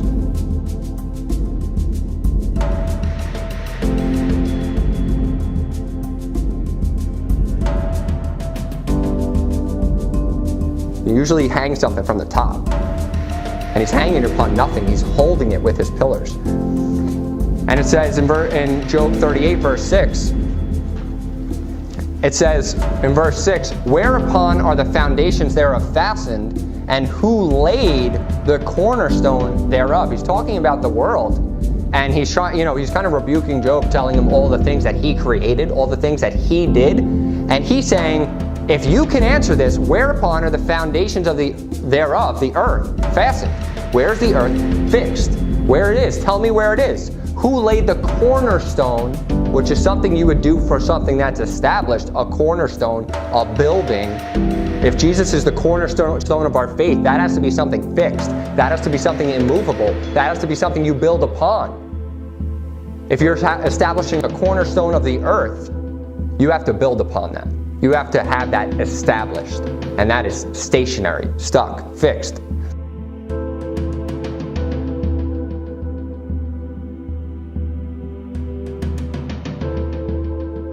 I'm going to prove to you that the earth is a flat surface. Go to Genesis chapter 1. Genesis chapter 1. So throughout the Bible, almost 40 times, the Bible will use the word face. They'll use the word face to describe the face of the earth, also the face of the sea. And anytime the word face is used in the Bible, it's actually talking about a flat surface.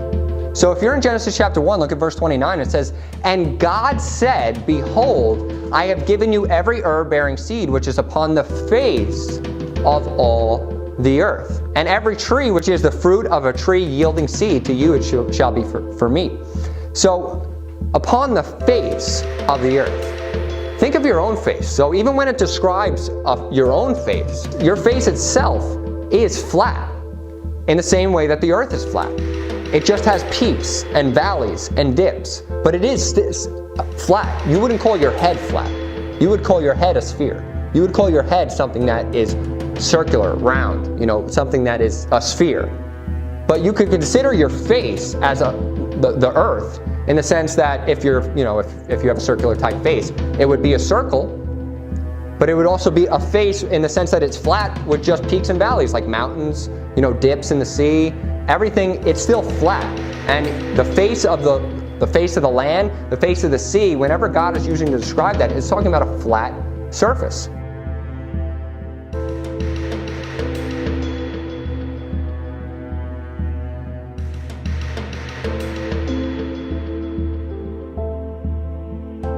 So this is at sea level, and there's a reason it's called sea level, because it's level. The sea is not curving, it's level completely throughout the world. So this is at sea level. You see that the horizon is flat. And then you go up a little more. This is at ground level. The horizon, you see the horizon is flat. And then the top picture is above the clouds, but do you see how the horizon is also flat? Why is it flat? As no matter where you go, no matter how high you go up on the earth, and you can find these videos online. I'm going to make a documentary about this sermon, these two sermons, and I'm going to show you video. But why is it flat as you go higher and higher and higher? It's because the earth is a flat surface.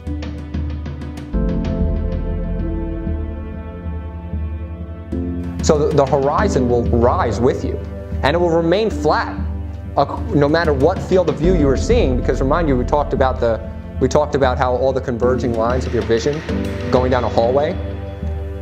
So the ground continues to look flat when it is flat, and all the reason that the horizon will raise with you is because the way that you're looking, you're continually just looking farther and farther distances away, but it's always flat because it's a flat surface. If the earth was curved, the higher you got, the more curvature you would see, because you're getting more and more farther away from a flat surface. So when you're just looking in front of you, everything looks flat, and you shouldn't see that much curvature if you were on a curved earth, yes. But as you get higher, or as you look farther, and as you look broader, like if you ever look at the sea, you should see curvature. You should begin to see that. And especially when you get into higher buildings, like you don't have to go flying to see this, just go up to a 100-story building. Go up to an 80-story building, a 40-story building, and look out at the horizon. It's going to remain flat to you because the rest of the earth is flat, and it's rising with your vision. It would curve. The higher you got, it would be even more curved. It would curve even exponentially the higher you got, because you could see farther distances. And the farther distance you can see, the more the earth curves, 8 inches per mile square, remind you. So the farther you can see, the more it should curve. But as you can see by these pictures, and as you should do next time you're in a tall building, just look outside. The horizon will always remain flat no matter what level you're at, because the earth is flat.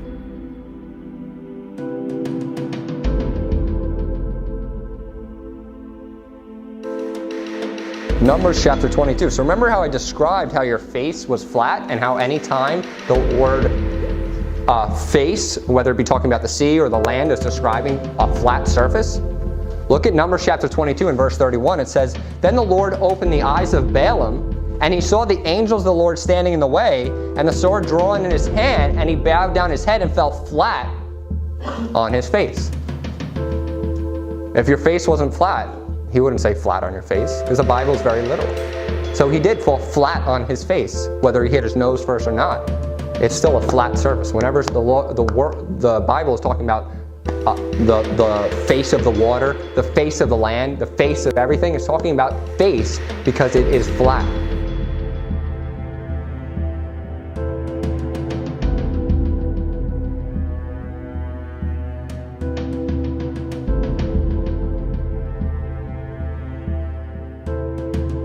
So if you look in Genesis 7 and verse 23, it says, "Every living substance was destroyed, which was upon the face of the ground."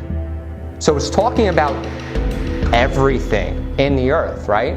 Every living substance was on the face of the ground. So it's talking about a flat surface, and every living substance being on the face of it.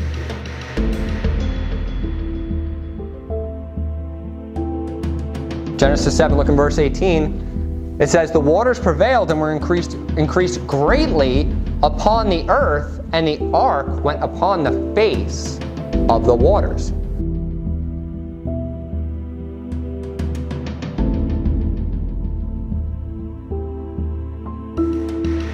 When the waters are increasing and everything is getting drowned and everybody is dying, it's talking about the face of the waters, a level-faced plane. That's how that works. When the heavens are open and a flood is coming down and the earth is being flooded up, that's how that works. It doesn't work on a globe. If you're spinning and you have these massive floods, the water is going to be pulled to and which way. The moon's going to be pulling the shore back and forth. You're going to have all these gravity factors coming in, and it just doesn't work when a ball is spinning. That all the water can stay on a ball, yet other things don't have to be forced down.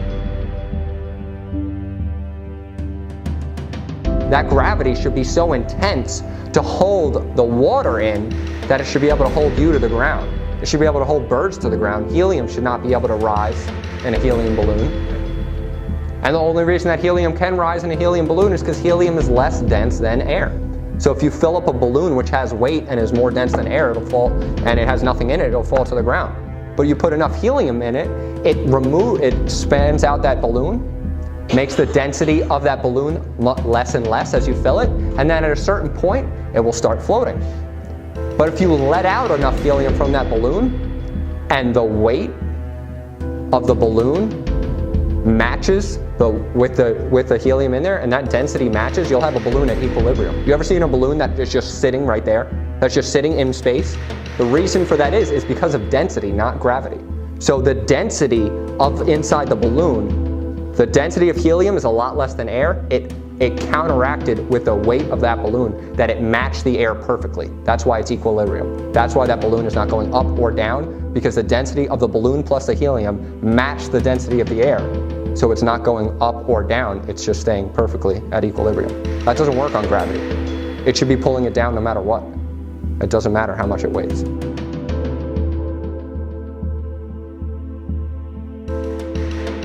Genesis chapter 1 and verse 2 says, "The earth was without form and void, darkness was upon the face of the deep, and the Spirit of God moved upon the face of the waters." So it's, again, talking about a level plane.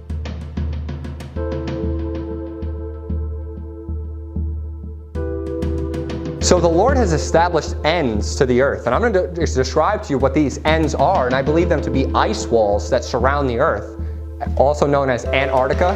So remember, when we're talking about this flat earth model, on the globe, Antarctica on the globe is at the bottom, right? So when you think of a globe, you think of Antarctica at the bottom. But when you think of the flat earth model, remember the north is the top. And if you squish the globe, the north would be at the center, right? So what does Antarctica become? It becomes the ends, all the way around 360 degrees. So their globe model is actually false. They make it seem like a continent, but what it really is it's the ends of the earth. And the reason that those ice walls, those ice shelves are so high is because they're holding in the earth. They're holding in the waters. They're holding in everything. And God has established it. Look at Zechariah chapter 9 and verse 10. It says, "And I will cut off the chariot from Ephraim, and the horse from Jerusalem, and the battle bow shall be cut off. And he shall speak peace unto the heathen, and his dominion shall be from sea even to sea, and from the river even to the ends of the earth." So God has established ends to our earth.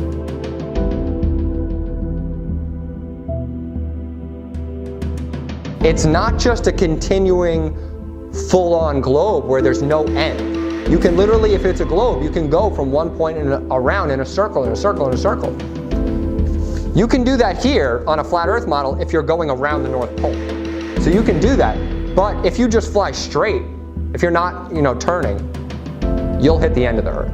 Because there are ends. And we're going to go over a lot of verses that talk about this. But this is just one. It says, from the river even to the end of the earth.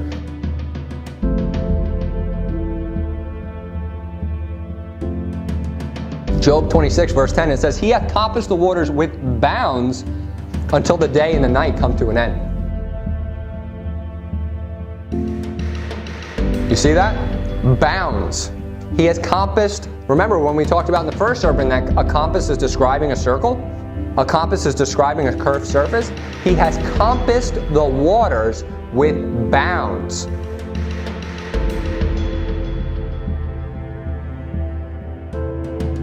until the day and night come to an end. So those bounds are there.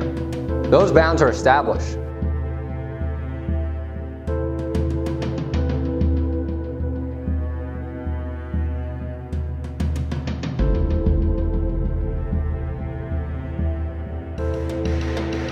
I'm going to read just the first sentence. It says, the Antarctic Treaty and related agreements, collectively known as the Antarctic Treaty System, regulate the international relations with respect to Antarctica, Earth's only continent without a native human population.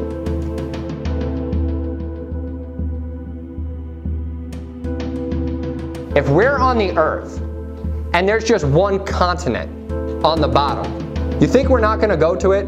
You think we're not going to just jump on it and just inhabit it? We're on the Earth. People want to find the bounds of the Earth. They desire to inhabit certain places. But you can't inhabit something that's just an ice wall. I'm not saying that the ice wall doesn't continue out, because it does. But the reason that this treaty was established, look in the next sentence. It says, for the purpose of the treaty system, Antarctica is defined as all of the land and ice shelves south of 60-degree latitude. The treaty entered into force in 1961 and has 53 parties. 53 countries have agreed to never inhabit Antarctica. Never inhabit Antarctica. And what's their purpose? Let's look. It says the treaty sets aside Antarctica as a scientific preserve. What is in Antarctica that needs to be a preserve? Like, what are you preserving? The ice? We gotta keep this ice here just in case, we have a global warming. We're gonna save this one place. We're gonna go get our ice from this place.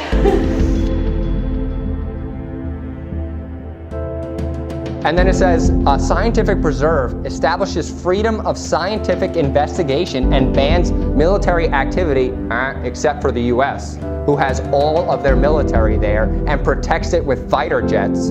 If you go to Antarctica, it's like you flew over the Pentagon. I'm serious. If there's a place, if you just fly to Antarctica, you just don't let anybody know, you're just I'm gonna fly to Antarctica, they'll shoot you down. Or they'll race you down if you don't stop. Because you're going to figure out that there's an end of the Earth. You'll figure that out. They don't want us to know that.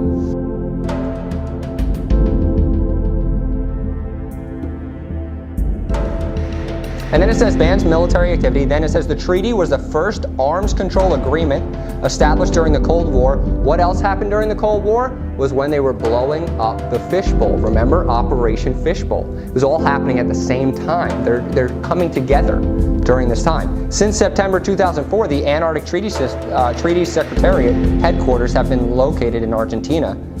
And then it says the next paragraph, the treaty was opened for signature in 1959, officially entered into force in 1961.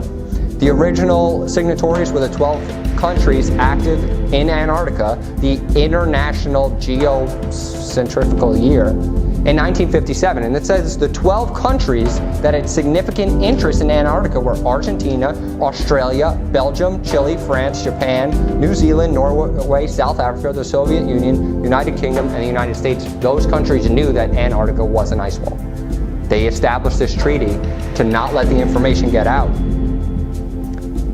And now, if you read the last sentence, these countries had established over 50 Antarctic stations for the IGY. The treaty was diplomatic expression of the operational and scientific cooperation of many nations that have been achieved on the ice. So the reason for this Antarctic treaty system is so that the information never gets out that there's an end to the Earth. They don't want you to know that. They don't want you to realize that Antarctica is not a continent to be inhabited. They want you to think that Antarctica is just some scientific region where we're just doing a lot of studies. We're just finding out how cold it can get here. Let's just figure that out first. No, what they don't want you to see the end. They don't want you to see that the world has ends.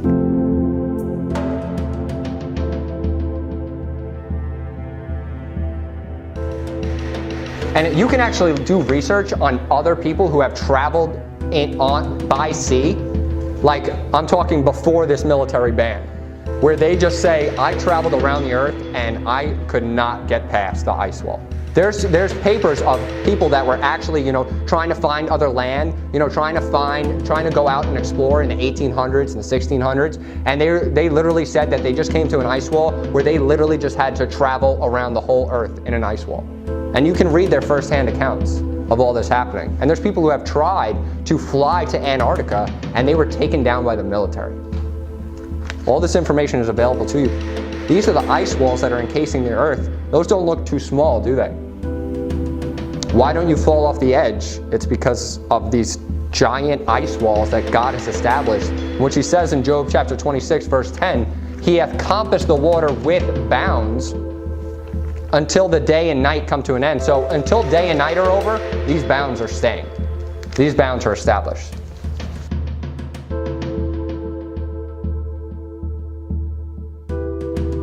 Acts chapter 17, we're going to look at verse 26. And this is a verse we use to kind of get rid of racism, because it says, and hath made of one blood all nations of men. Right? So we're all of one blood, but we don't look at the end of this verse. And it says, all nations of men for to dwell on the face of the earth, and hath determined the times before appointed, and the bounds of their habitation. So God knows our bounds. He has established it. We're all of one blood. We're all together. We're all from the same gene pool, and he knows our bounds. He has set our bounds about.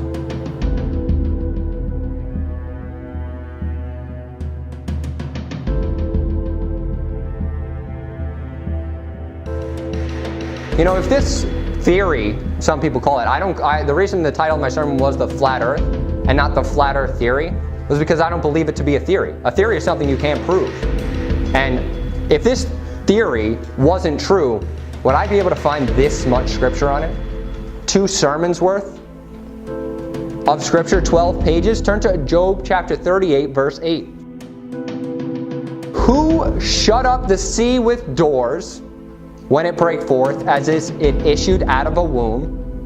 When I made the cloud the garment thereof, so the cloud is the covering of the seas, and the thick darkness a swaddling band for it, so the thick darkness above the clouds, a swaddling band for it, and break up it for a decreed place, and set bars and doors, and said, hitherto shalt thou come, but no further. He's talking about the sea. Hitherto shalt thou come, but no further. And here shall thy proud waves be stayed. The bars and doors, the ends of the earth.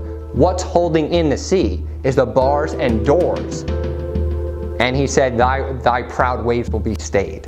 So nothing, no water is breaking through these bars. No water is breaking through Antarctica or the ice wall that God has created to bound the earth, to bind it together.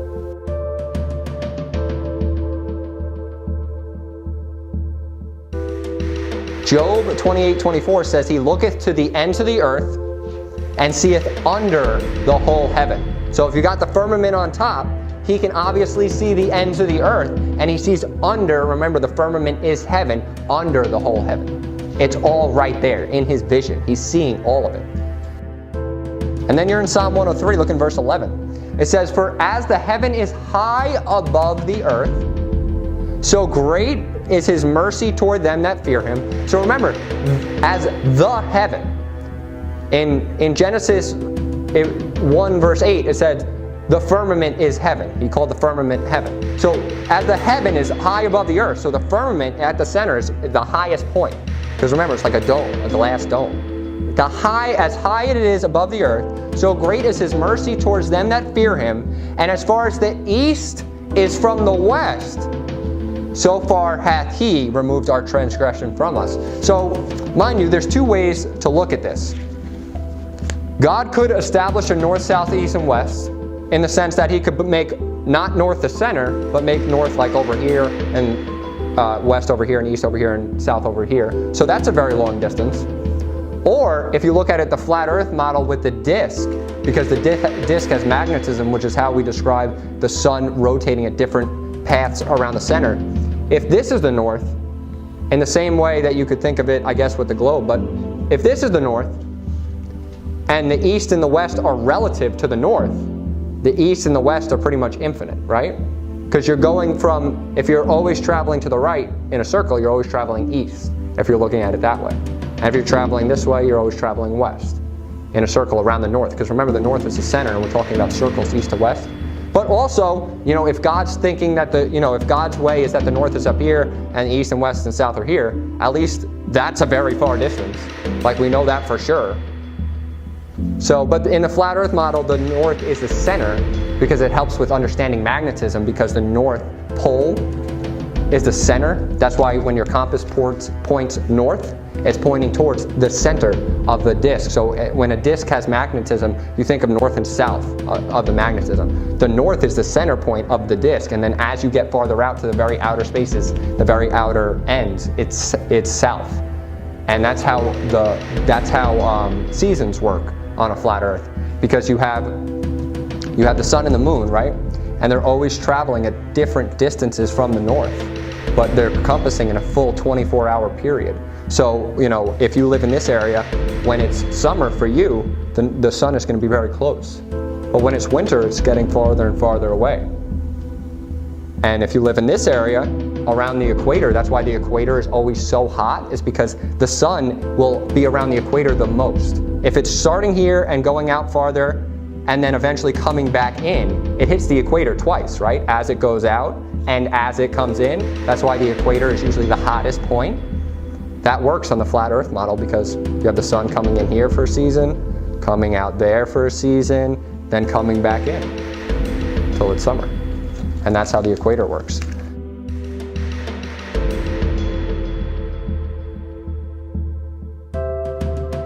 Isaiah 44, look in verse 24. Thus saith the Lord, thy Redeemer, he that formed thee from the womb. I am the Lord that maketh all things, that stretcheth forth the heavens alone, which spreadeth them abroad the earth by myself. Abroad the earth. He's stretching the heavens above the earth. And when you stretch something abroad, you're usually stretching it across a flat surface. You're spreading something abroad, like you would stretch forth a blanket over a bed. The same concept is here. He's stretching forth the heavens over the earth. He has said it.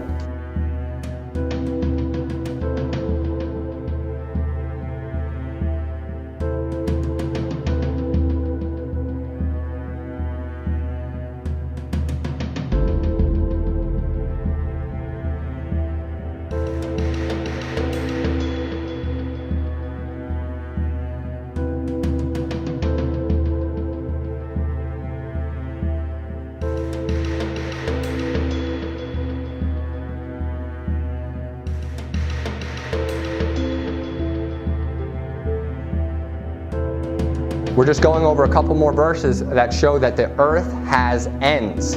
The earth has ends. There's many, many more verses. I only got the 10 most important ones. It says in verse 13 of Jeremiah 10, when he uttereth his voice, there is a multitude of waters in the heavens, and he causeth the vapors to ascend from the ends of the earth. He maketh lightnings with rain, and bringing forth the winds out of his treasure. So he is talking about the ends of the earth. There's ends on a flat earth. And then in Job 28, verse 24, it says again, the ends of the earth.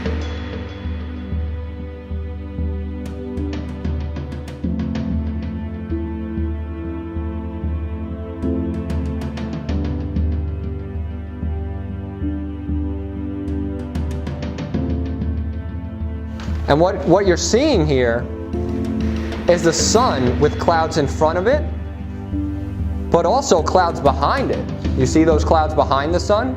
And you should see that in your packet also. You should see clouds behind the sun. You see these clouds behind the sun? Do you know why that is? It's because the sun is rotating around the earth, not outside of the earth. There's no clouds in space. There's no clouds. There shouldn't be clouds behind the sun.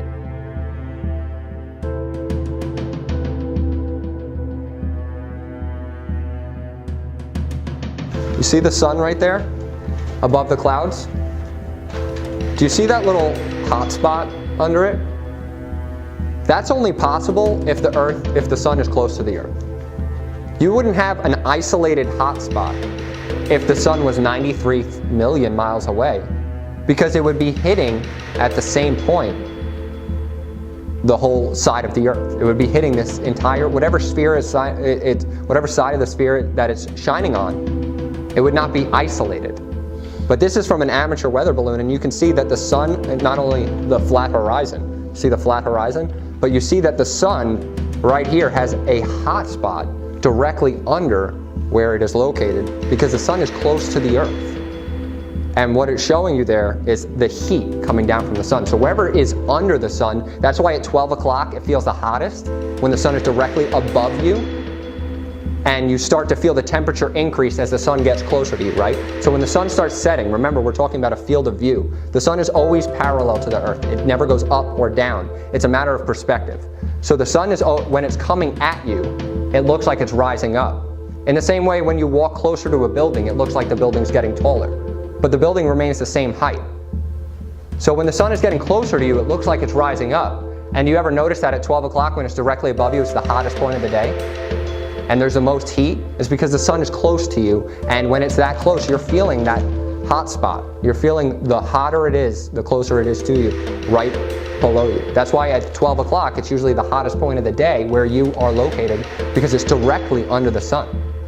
And as the sun gets farther away, it looks like it's going down. But actually, remind you, if it's coming towards you and it looks like it's getting higher, it's just a matter of your perspective. And then as it goes away, it will look like it's going down, but remember, all the points are converging. When we talked about that hallway, how it'll look like the top of the ceiling is coming down, but really the ceiling is at the same exact height from the floor. So it's just a matter of your perspective. And that's exactly what's happening there.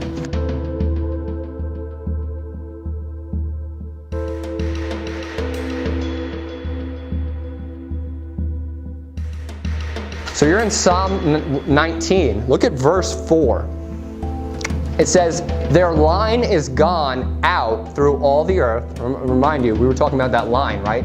The line measuring a flat surface. So the line has gone out through all the earth. You wouldn't use the word line to describe all the earth, right? But that's not even the most important part of this verse. I like that verse. I like that part of it. But look what it says. Their words to the end of the world, in him that has set a tabernacle for the sun. So what's the subject of these few verses? The sun, right? Setting a tabernacle for the sun, which he has, with the firmament. Which is as a bridegroom coming out of his chamber, rejoices as a strong man to run a race. His going forth is from the end of heaven, and his circuit unto the ends of it, and there is nothing hid from the heat thereof.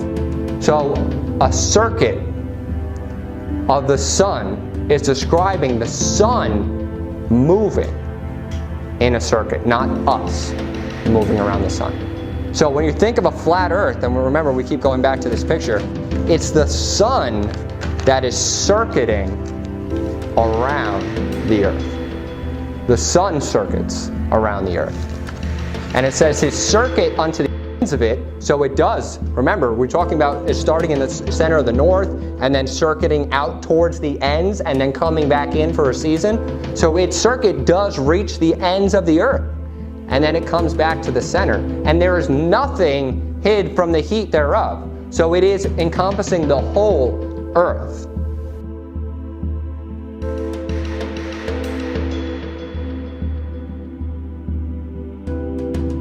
And let me just prove to you that circuit means circle. In Ecclesiastes chapter 1 verse 6, it says, the wind goeth towards the south and turneth about to the north, and whirleth about continually, and the wind returneth again. So when you think of something going out and then returning again, going out and returning again, according to his circuits.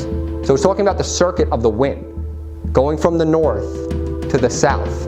Remember, if you're thinking of a disc, it's going from the north, which is the center of the disc, to the south, and it's saying it's whirling about continually. If it's whirling about continually, it's not just going straight. It's not going from the center of the flat earth all the way to the end of the earth. If it's whirling about continually, it's going in a circuit. And Ecclesiastes chapter 1 verse 6 says, the wind returneth again according to its circuit. So a circuit is just making a path. a circular path.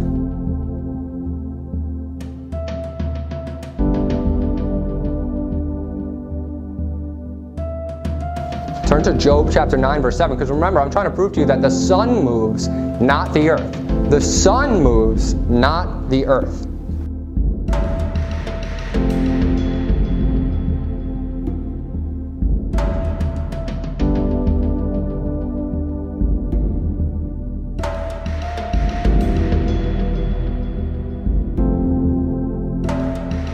Job chapter 9, verse 7, it says, which commandeth the sun, talking about God, and it riseth not, and sealeth up the stars. So remember, we talked about the sun rising and falling is a matter of perspective.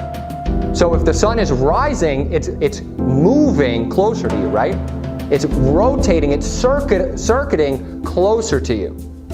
If God can command the sun that it riseth not, that means the sun is no longer spinning. The sun is no longer going around the earth. He's stopping the circuit of the sun. He's commanding the sun, and it riseth not. It didn't say the earth riseth not. It didn't say the earth stops spinning. It doesn't say the earth stops its tilt. It says he commands the sun, and it riseth not. It's talking about the sun making its rounds, its circuit about earth.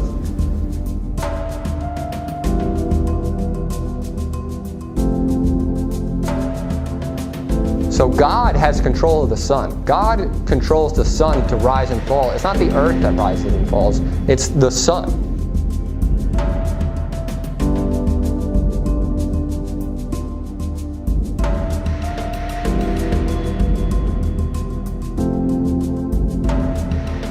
So in Joshua chapter 10, look in verse 12, it says, then spake Joshua to the Lord in the day when the Lord delivered up the Amorites before the children of Israel. And he said in the sight of Israel, sun, stand thou still upon Gibeon, and thou moon in the valley of EHÁrTh. And the sun stood still and the moon stayed. So what is this saying? It's that saying that the sun and the moon are the ones that are rotating. It's the sun and the moon that he's commanding to stay still. He didn't say, earth, rotate thou not. He didn't say, earth, spinneth thou not. He said, sun, stand thou still, thou and thou moon. Because the sun and the moon are rotating. And then it says, and the sun stood still and the moon stayed. So the sun and the moon didn't move. And then look what happens from that. Until the people had avenged themselves upon their enemies. And then it says, so the sun stood still in the midst of heaven and hasted not to go down. Mind you, that's the perspective. Hasted not to go around the earth. And there was no day like it before or after, and the Lord hearkened unto the voice of a man. So he's saying the sun did stay still in the midst of heaven. In the midst of heaven. So it's the sun that is staying still in the firmament of heaven and not going down or not rotating around the earth, because when it's talking about this, it's talking about from the perspective of a man. So if it's not going down, it means it's not rotating past him. It's not leaving his field of view. It's the sun that is staying. And when the sun rises, it's talking about the starting of a day and then coming back down. You know, but it's the sun is actually staying parallel. But it looks like it's going up and down, just a matter of perspective. But it's the sun it's the sun that's moving, not us. It's the sun that is being stayed and the moon that is being stayed. Why would he stop the moon? If you didn't believe the sun verse, why would he stop the moon? What would that matter? What would it matter to stop the moon? The reason he stopped the moon is because the moon is giving a light by night. So if you just stop the sun, the moon's going to come up and just hit the sun. It's not going to have the proper rotation around the earth. If you stop the sun, if you didn't care about the sun part, and you're just like, oh, he stopped the earth. Why would he stop the moon? The moon could just keep rotating. The moon has nothing to do with it. The moon isn't going to affect anything in a globe earth. It's because they're two great lights, and he stopped both of them because they both have to be stopped in an enclosed system. Habakkuk chapter 3. In verse 11, it says in chapter 3, verse 11, It says, the sun and moon stood still in their habitation. At the light of thine arrows they went, and at the shining of thy glittering spear. So the sun and the moon are what's rotating. It's not the earth. Whenever it's saying they're standing still, it's talking about a miracle, something that happened that was weird, something that was crazy, something that God did. It's a miraculous thing to make the sun and moon stop, because they are what's giving light upon the earth. It's not the earth that's rotating around the sun. It's God who's rotating the sun around the earth. With that in mind, turn to 2 Kings chapter 20.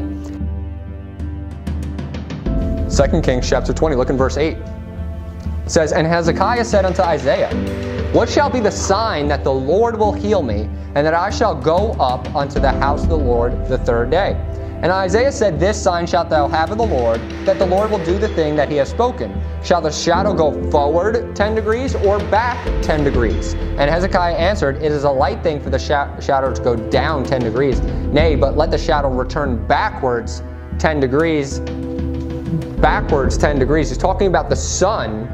Should it go forward 10 degrees? Should I ask God to make the sun rotate more so that shadow will go 10 degrees forward? Or should I make it rotate backwards? And he says it's a light thing that it'll go forwards because, you know, it's always going forwards. Make it go backwards. Make the sun and the moon go backwards.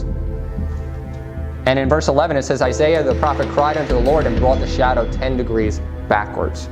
Because it's the sun that's rotating around the earth. He's bringing the sun backwards, by which it had gone down in the dial of Ahaz. So why preach on this subject? You know, why did I preach a sermon on the flat earth? Because it's a big lie. It's a huge lie to believe that you're on a globe and you're meaningless.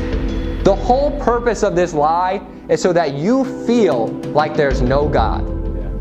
It's so that you feel unimportant. It's so that you feel you can get away with anything if nobody's watching you. But if God is right above you, and he's looking down upon you like a grasshopper, he's watching your every move physically. He's watching you, and he cares about you. Remember, the earth was created to be inhabited. He cares about you if he's above you. He cares about you if you're all he created. You know, if the earth is the one thing, the earth is the one system, that's what matters. Then the earth becomes a big deal. But if the earth is just some dot, a small dot, in the midst of a huge galaxy, in the midst of billions of other galaxies, then you're nothing. Then who knows? There could be life forms elsewhere. There could have been a Big Bang. There could have been evolution. All these theories are based upon this big lie. And when you look at the Bible, I think it's pretty clear that God created us for a reason. And he created the earth for a reason. And it is the main deal, the big thing. Turn to Jeremiah chapter 8. This is the last two verses I'm going to read. The world is sinful. The world wants to believe that there is no God, because they don't want their deeds to be made manifest. They don't want their deeds to be known. They don't want people to rebuke them for fornicating. They don't want people to rebuke them for sinning. They don't want to believe in a God, so they make him very far away. They make him billions of light years away. They make him billions of galaxies away. If you believe you're in a solar system, then you got billions of light years until anything. But if you believe you're in the flat earth system, God is right above you. He's right there, and he's looking down upon you because he cares about you. I mean, he cares about us. And that's why Jesus came down. That's why he ascended back up. Why would Jesus have to ascend if we were a spinning ball in a huge galaxy in some crazy universe? He would just have to go poof and disappear.